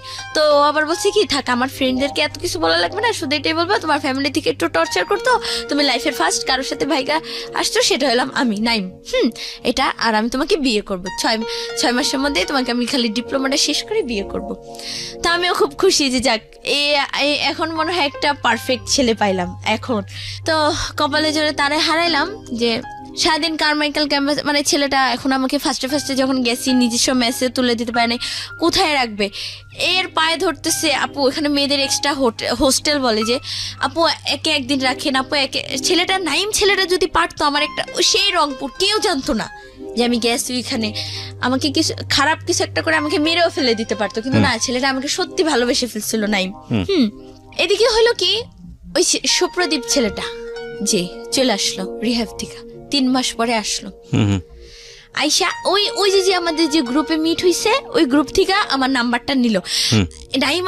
আবার আমাকে যে নাম্বারটা দিছে, ওই নাম্বারটা আবার বলছে যে ওই নাম্বারটা তুমি কাউকে দিও না। কিন্তু ওই যে বেস্ট ফ্রেন্ড বিজয় নামের আমার একটা বেস্ট ফ্রেন্ড ছিল, ওকে দিলাম। তো ওরা বুঝতে পারে না, ওরা ফান করে নাম্বারটা গ্রুপে দিয়ে দিছে। তো আমাকে ফোন দিয়ে, হ্যাঁ তুমি জানো নাইমের আইডি আমি জানি, নাইমকে আমি সব বলে দেবো, মানে থ্রেট দিতেছে যে আমাদের বিয়ে হয়েছে।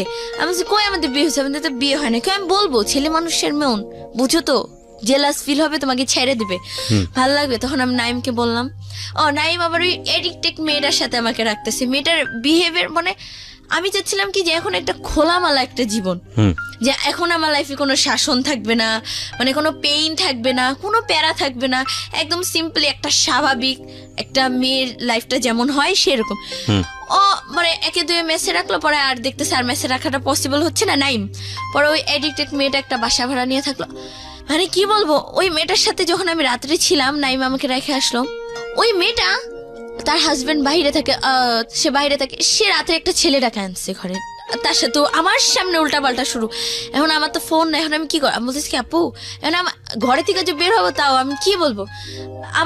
আবার বলতেছি কি, আরে না ও ডোন্ট মাইন্ড, আরে ওই মাইন্ড করবো না, কি হয়েছে তাতে, এগুলো বলতেছে। আমি বলতেছি কি আপু আপনার কি কোনো স্মার্টফোন আছে, বলছে হ্যাঁ। আমি একটু দেন না, মানে এখন আমার ওইদিক ঘুরে টাইমটা পাস করতে হবে। পরে আমি যাই হোক ফোন নিয়ে ওইদিক ঘুরা, যাই হোক ফোন টোন টিপাইলাম আমি কিছুক্ষণ। তারপর যখন পরে ছেলেটা চলে গেল, মানে আমি আর কি বলবো, মেয়েটার সাথেই ঘুমাইলাম রাত্রে, ওই ছেলেটা চলে গেল। সকালে ওঠা নাইমকে বলি, নাইম তো চোখ না, ও আমার ফ্রেন্ড, দেখো এখন ওর সাথেই তোমাকে থাকতে হবে, দেখো তুমি হালকা ওর সাথে কাজ টাজ করবো, তোমার খালার ওখানে থাকলে কি তুমি পেনে ছিল না, তাইলে তুমি এখান থেকে এখানে ভালো আছো না। ও আমারটা বুঝতেছে না, ও বলতেছে তুমি হয়তো এখানে ভালো আছো।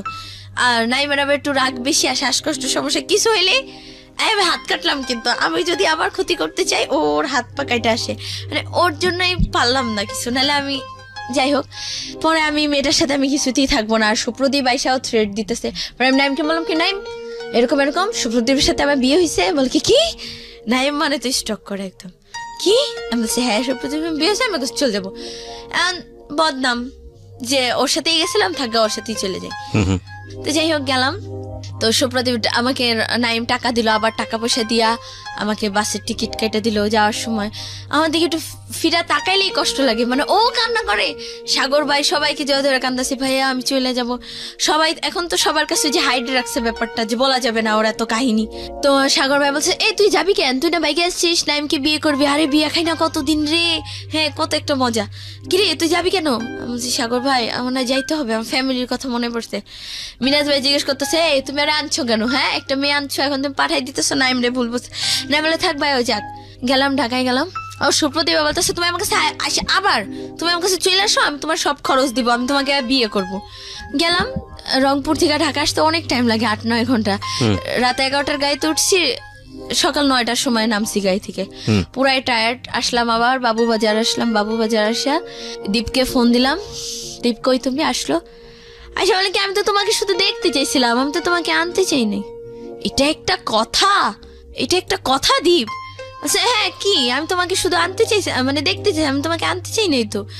ও নগদ পোল্টি, কি করব এখন? আমার তখন এমন কেউ নাই আমি তাকে ফোন দিয়ে বলবো ভাই আমাকে একটু আশ্রয় দেন কোথাও। হ্যাঁ আশ্রয় কেন দিবেন, আমি একটু যুবতী মেয়ে দিবে, কিন্তু ওই যে সুযোগে সৎ ব্যবহার করার জন্য সবাই। তো এই কথাগুলো ভাবি কার কাছে যাব। আবার নাইমকে আমি ফোন দিয়ে বললাম, নাইম বলে কি তুমি সোজা তুমি চলে আসো রংপুর। হ্যাঁ নাইম আর এক কথা, তুমি রংপুর চলে আসো, আমি তোমাকে ওই ছেলের এখন সুপ্রদীপ বলে কি আমি না তোমাকে একা ছাড়বো না, আমিও না তোমার সাথে রংপুর যাবো, টাকাটা কি ওর বাবা দিবে? হ্যাঁ এমন একটা অবস্থা। আবার নাইম এক্সট্রা আবার টাকা পাঠালো, 500 টাকা করে টিকিট, আবার এক্সট্রা টাকা পাঠালো, ও আসবে ঠিক আছে আসুক। গেল সকালে, পরে ওর ফ্রেন্ডরা সবাই জানছে মোটামুটি যে এনতেন ও মেবি ওর হাজবেন্ড। তাহলে নাইম তুই কেন ওর জন্য এত কিছু করবি, সবাই স্বাভাবিক। তো নাইম তো কান্না করে, নাইম তো আমাকে আসতে দিবে না। তো যাই হোক নাইম বললো ঠিক আছে আবার টাকা পাঠাই দিই, তুমি আবার চলে যাও ঢাকায়। তো ঢাকায় চলে আসলাম ওর সাথে। আবার রংপুর থেকে নাইম বললো যে থাক তোমরা চলে যাও, তোমরা তোমাদের মতো সুখে মানে হ্যাপি একটা লাইফ করো। তো যাই হোক আসলাম, আসার পরে সুপ্রদীপ আবার হ্যাঁ আমি তো তোমাকে শুধু একটু দেখতে চেয়েছিলাম, এখন তুমি আবার আনলা, তুমি আবার আমার গলায় ঝুলে আসলা, আমি তোমাকে দিয়ে এখন কি করব। এখন আমাকে রেখে আসছি সোহান ভাইয়ের বাসায়, মানে এই বাবুবাজারে একটা সোহান ভাই, তার বাসায় রেখে আসছে। রেখে এখনো আমার কোনো খোঁজ খবর নেয় না। নাইমকে ফোন দিচ্ছে, নাইম বলছে ভালো আছে, আমি বলছে হ্যাঁ ব্যাস এত কথা নেই। নাইমের সাথে তো আমি রাগ কেন আমাকে পাঠাই দিল, ভালো মতো কিছু না শুই না। তো সুপ্রদীপ ছেলেটা আবার পোল্টি, ওই যে আবার তো আবার বলতেছে কি ভাই জান্নাত কই? বলছে জান্নাত তো ঘরে। জান্নাতকে একটু বের করেন, আমি ওকে একটু ঘুরায় টুরায় নিয়া ইয়ে করো। তো সোহান ভাই আবার আমাকে বুঝাইলো দেখো ও কিন্তু একটা এডিক্টেড ছেলে, তোমার লাইফটা শেষ হয়ে যাবে, তার থেকে তুমি সারা জীবন মানে বিয়ে করো না, তুমি এমনি থাকো তাও তুমি ভালো থাকবা। তুমি যে লাইফটা পার করে আসছো তোমার ওই লাইফটা আবার যেতে হবে যদি তুমি এই ছেলেটাকে বিয়ে করো। আমি বলছি তাই? পরে আমি ছেলেটাকে মানে দীপকে মানা করছি, আমি তোমাকে বিয়ে করবো না। সোহান ভাইয়ার খুব ক্লোজ একটা ফ্রেন্ড হচ্ছে হৃদয় ভাই, পচা হৃদয় যাকে বলে সবাই ডাকনাম পচা হৃদয়, সে একজন ডিজে। তো আমি আবার নাচ গান এগুলা খুব পছন্দ করি আর কি। তো সে এরকম বললো কি যে তুমি নাচ গান খুব লাইক করো, তাহলে কাজ করো তুমি পচা হৃদয় ভাইয়ের কাছে চলে যাও, তো দেখো সে তোমার লাইফটা কিছু একটা করে দিবে। তো এরকম নদীর ওপার বলে যেটাকে, তো পচা হৃদয় ভাইয়ের কাছে আমাকে দিয়ে আসলো। আজকে 2 দিন হলো তার বাসায়। পচা হৃদয়ের নামটা কিরকম, মানে বুঝলাম না, পচা হৃদয় কেন তার নাম? হ্যাঁ তার নাম পচা হৃদয় কারণ তার লাইফে অনেক অনেক কিছু আছে, ছোটবেলা থেকেই সে একা একা ছিল, তো এরকম ভাবে তার নাম পচা হৃদয় হয়ে গেছে। ওই ডিজে নাচ গান করে, তো এরকম অনেকে আছে না নাম বানায় দেয়, বা অনেক কাহিনী আছে তো তার, সেজন্য এখন এগুলো বলা শেষ করা যাবে না। তো যাই হোক তার নামে পচা হৃদয় হয়ে যায়। তো এরকম সোহান ভাই দিয়ে আসে, বলে যে ভাই ওকে একটু আপনার কাছে রাখেন, একটু নাচটা শিখান, আপনার সাথে নিয়ে ওকে একটু ফাংশনে নিয়ে যাবেন, নিয়ে তারপর দেখেন ওর লাইফটা একটু সেটেল করে দেন কি হয়। তো এদিকে আবার পচা মানে হৃদয় ভাই আর তার ওয়াইফ, তো তাদেরও অনেক কাহিনী আছে। তো যাই হোক এখন আসছি এখানে 2 দিন হইলো। তো এরপর এই সুপ্রদীপ ছেলেটা আমার ফোন টোন সব কিছু নিয়ে যায়, মানে এরপর থেকে আমাদের 2-3 দিন হলো ওর সাথে আমার আর কোনো কন্ট্রাক্ট হয় না, ও কখনো চেষ্টা করে নাই। তো তোমার এখন প্ল্যানটা কি তাহলে? প্ল্যানটা হ্যাঁ বলি আমি। তো আমি নাইমকে আবার কল দিছিলাম, তো নাইম বললো যে দেখো কি হয়। এখন নাইম ওইখানেও তো নিয়ে যেতে পারবে না, তুমি তাহলে কি করবা? তোমার প্ল্যানটা কি, লাইফের প্ল্যানটা কি? জানি না। বাসাতে যোগাযোগ করছিলা? বাসায় তো ত্যায্য, কেউ আমাকে চায় না। তোমার মা? না। প্রিয় শ্রোতা, 16 বছরের জীবনের যে গল্পটা এখানে আপনারা শুনলেন, এই রকম গল্প সমাজে খুব বিরল না, এবং এই গল্পে আমাকে নতুন করে বলার কিছুই নেই যে ওর এই জীবনের পেছনে দায়ী আসলে কে।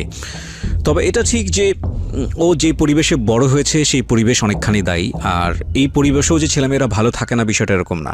তবে এটা ঠিক যে আমি কয়েকটা প্রশ্ন আমি তোমাকে করতেই চাই। একটা হচ্ছে যে তুমি যেই অবস্থার মধ্যে আজকে এসছো, যে তোমার কোনো ভবিষ্যৎ জানো না, 16 বছর বয়স তোমার, এবং আমরা তোমার ভবিষ্যৎ নিয়ে খুব আতঙ্কিত, চিন্তিত। বাংলাদেশের সামাজিক অবস্থায় একটা মেয়ে 16 বছর বয়সে কোথায় থাকবে, কি করবে না করবে, যার কোনো ঠিক ঠিকানা নাই, তার অবস্থান কোথায় হবে ভবিষ্যতে, সেটা ভালো কিছু আমাদের মনে করা, আমাদের জায়গাটা থেকে, আমাদের পারিপার্শ্বিকতা যা বলে সেটা, সেই অবস্থা আসলে আমাদের মন থেকে আসছে না। মানে আমি যেটা বলতে চাচ্ছি যে আমরা ভালো কিছু মনে করতে পারছি না। কিন্তু তোমার এই অবস্থার জন্য মূলত দায়ী দুজনই আমি মনে করি। একটা যেটা হচ্ছে যে ভুল তুমি বারবার করতে পারো না। ভুল একবার হতে পারে, দুইবার হতে পারে, তিনবারের বার ভুল আর ভুল থাকে না, সেটা অপরাধ হয়ে যায়। তুমি বহুবার ভুল করেছো, আমি যেটা মনে করি। তবে এই ভুলের মধ্যে তোমাকে ঠেলে দেওয়া হয়েছে, তোমার ফ্যামিলি তোমাকে ঠেলে দিয়েছে, এবং তোমার খালা খালু তোমার কথা যদি বিশ্বাস করে নেই, তারা যেই অবস্থার মধ্যে তোমাকে রেখেছে সেটা তোমার জন্য কাঙ্ক্ষিত না, এবং সেটার জন্য তুমি ফ্যামিলির থেকে স্কেপ করাটাও উচিত হয় নাই। কারণ তুমি মনে করেছো যে পরিবার থেকে বের হয়ে একটু সুখ খুঁজে নেই মানুষের মধ্যে। সেই সুখটা তো পরিবারের চেয়েও জঘন্যতম অবস্থা হচ্ছে চারপাশের পরিবেশ। কারণ সবাই এখানে ইন্টারেস্ট খুঁজবে, কেউ তোমার পয়সার কথা চিন্তা করবে, কেউ তোমার রূপের কথা চিন্তা করবে, কেউ তুমি নিজেই সেটা বুঝেছো, এবং বোঝার পরেও তোমার ঘর থেকে বের হওয়াটা ঠিক হয়নি। এটুকুই বলবো। তোমার খালা খালু যদি আজকের এই অনুষ্ঠানটা শুনে থাকে, তাহলে তাদেরকে অনুরোধ করতে পারি আমাদের লাখ লাখ শ্রোতাদের পক্ষ থেকে, যে না, তোমার প্রতি যেন অবিচার না করা হয়। কারণ তোমার বয়সে তুমি ভুল করতেই পারো, 16 বছর বয়স মাত্র তোমার, কিন্তু তাদের ভুল করাটা উচিত হয়নি। তোমাকে এই বয়সে ত্যায্য করাটা উচিত হয়নি, এবং ত্যায্য করার কোনো সিস্টেম আমি যত জানি বাংলাদেশের আইনে এটা নাই। ত্যায্য করার বিষয়টাই নাই বাংলাদেশের আইনে। সো তুমি যদি গিয়ে যদি এখন থানাতে পুলিশের কাছে যাও, নিয়ে যদি বলো যে আমি একটা সেফ কাস্টাডি চাই, কিংবা তুমি যদি বলো যে আমার যে পরিবারে আমি বড় হয়েছি, আমার প্রপার অধিকার আছে সেখানে করার, পুলিশ তোমার জন্য সে ব্যবস্থা নিতে পারে। এবং বাংলাদেশের এরকম অসংখ্য মানবাধিকার সংগঠন আছে যাদের কাছে গিয়ে তুমি তোমার সুন্দরভাবে বড় হয়ে ওঠার জন্য যে এই দাবিটুকু করার, সেটা তুমি করতে পারো। তবে আমি নিশ্চিত নই যে তারা তোমাকে আদৌ সেই সুন্দর ভবিষ্যৎ দিতে পারবে কি পারবে না। তবে তাওয়াক্কাল তু আলাল্লাহ সবসময় পজিটিভ মনে করাটাই উচিত। নিশ্চয়ই যিনি তোমাকে দুনিয়াতে পাঠিয়েছেন, আমি ধর্মভীরু মানুষ হিসেবেই তোমাকে এতটুকু বলতে পারি, তিনি তোমার রিজিক নির্ধারণ করেই পাঠিয়েছেন। তবে কোনো ভুল না করাটাই উচিত হবে এরপরে। তুমি যে অবস্থায় আছো না কেন, যার কাছে আছো না কেন, সে ভালো মানুষ হোক, তোমার প্রতি ভালো আচরণ করুক, সেটা আমি চাইবো। কিন্তু এটা ঠিক যে এর চেয়েও ভয়ানক কিছু হতে পারে তোমার জীবনে, তুমি সেই রাস্তাতেই পা বাড়িয়েছ, এবং সে ভয়ানক কিছুটা যাতে না আসে সেজন্যই আজকের এই সিক্রেটসে তোমাকে আমি তুলে ধরলাম। আমি শুধু একটা কথাই বলি, যত অবস্থায় খারাপ হোক না কেন, যতই হোক না কেন, পরিবার একটা ছেলে মেয়ের বড় হওয়ার শেষ আশ্রয়স্থল। পরিবারের জায়গাটাকে ঘোলাটে করে কোনোভাবেই এমন কোনো সিদ্ধান্ত নেওয়া উচিত না যতক্ষণ না পর্যন্ত আপনি নিজের পায়ে দাঁড়াতে পারছেন, যতক্ষণ না পর্যন্ত আপনার নিজেকে নিজে বিয়ার করার মতো ক্যাপাবিলিটিস আছে, ততক্ষণ পর্যন্ত পরিবারকে বর্জন করে এমন কোনো সিদ্ধান্তই নেওয়া উচিত না যেটা আপনাকে বিপদের মুখে ঠেলে দেবে। মেয়ে হলে তো আরও বেশি বিপদ, আমাদের সামাজিকতা সেটাই বলে। প্রিয় শ্রোতা, আজকের এই সিক্রেটসের আমরা আজকে জান্নাতকে বা বৈশাখীকে তুলে ধরলাম। আমরা বিশ্বাস করি অনেক বৈশাখী হয়তো বা আজকের এই গল্পটা শোনার পরে নিজেদেরকে শুধরে নেবে, এবং বৈশাখীকে যারা বড় করছেন তাদের ফ্যামিলিতে যদি বৈশাখীর মতো হয়ে থাকে, আমাদের আজকের বৈশাখীর মতো, তার প্রতি প্রপার জাস্টিস করুন। কারণ আপনারা মনে করতে পারেন যে ও একটা ছোট বাচ্চা, ওর আচরণ কেন এরকম হবে। এখানে অবশ্যই মনে রাখা উচিত সব বাচ্চার আচরণ একরকম হয় না, এবং প্রত্যেক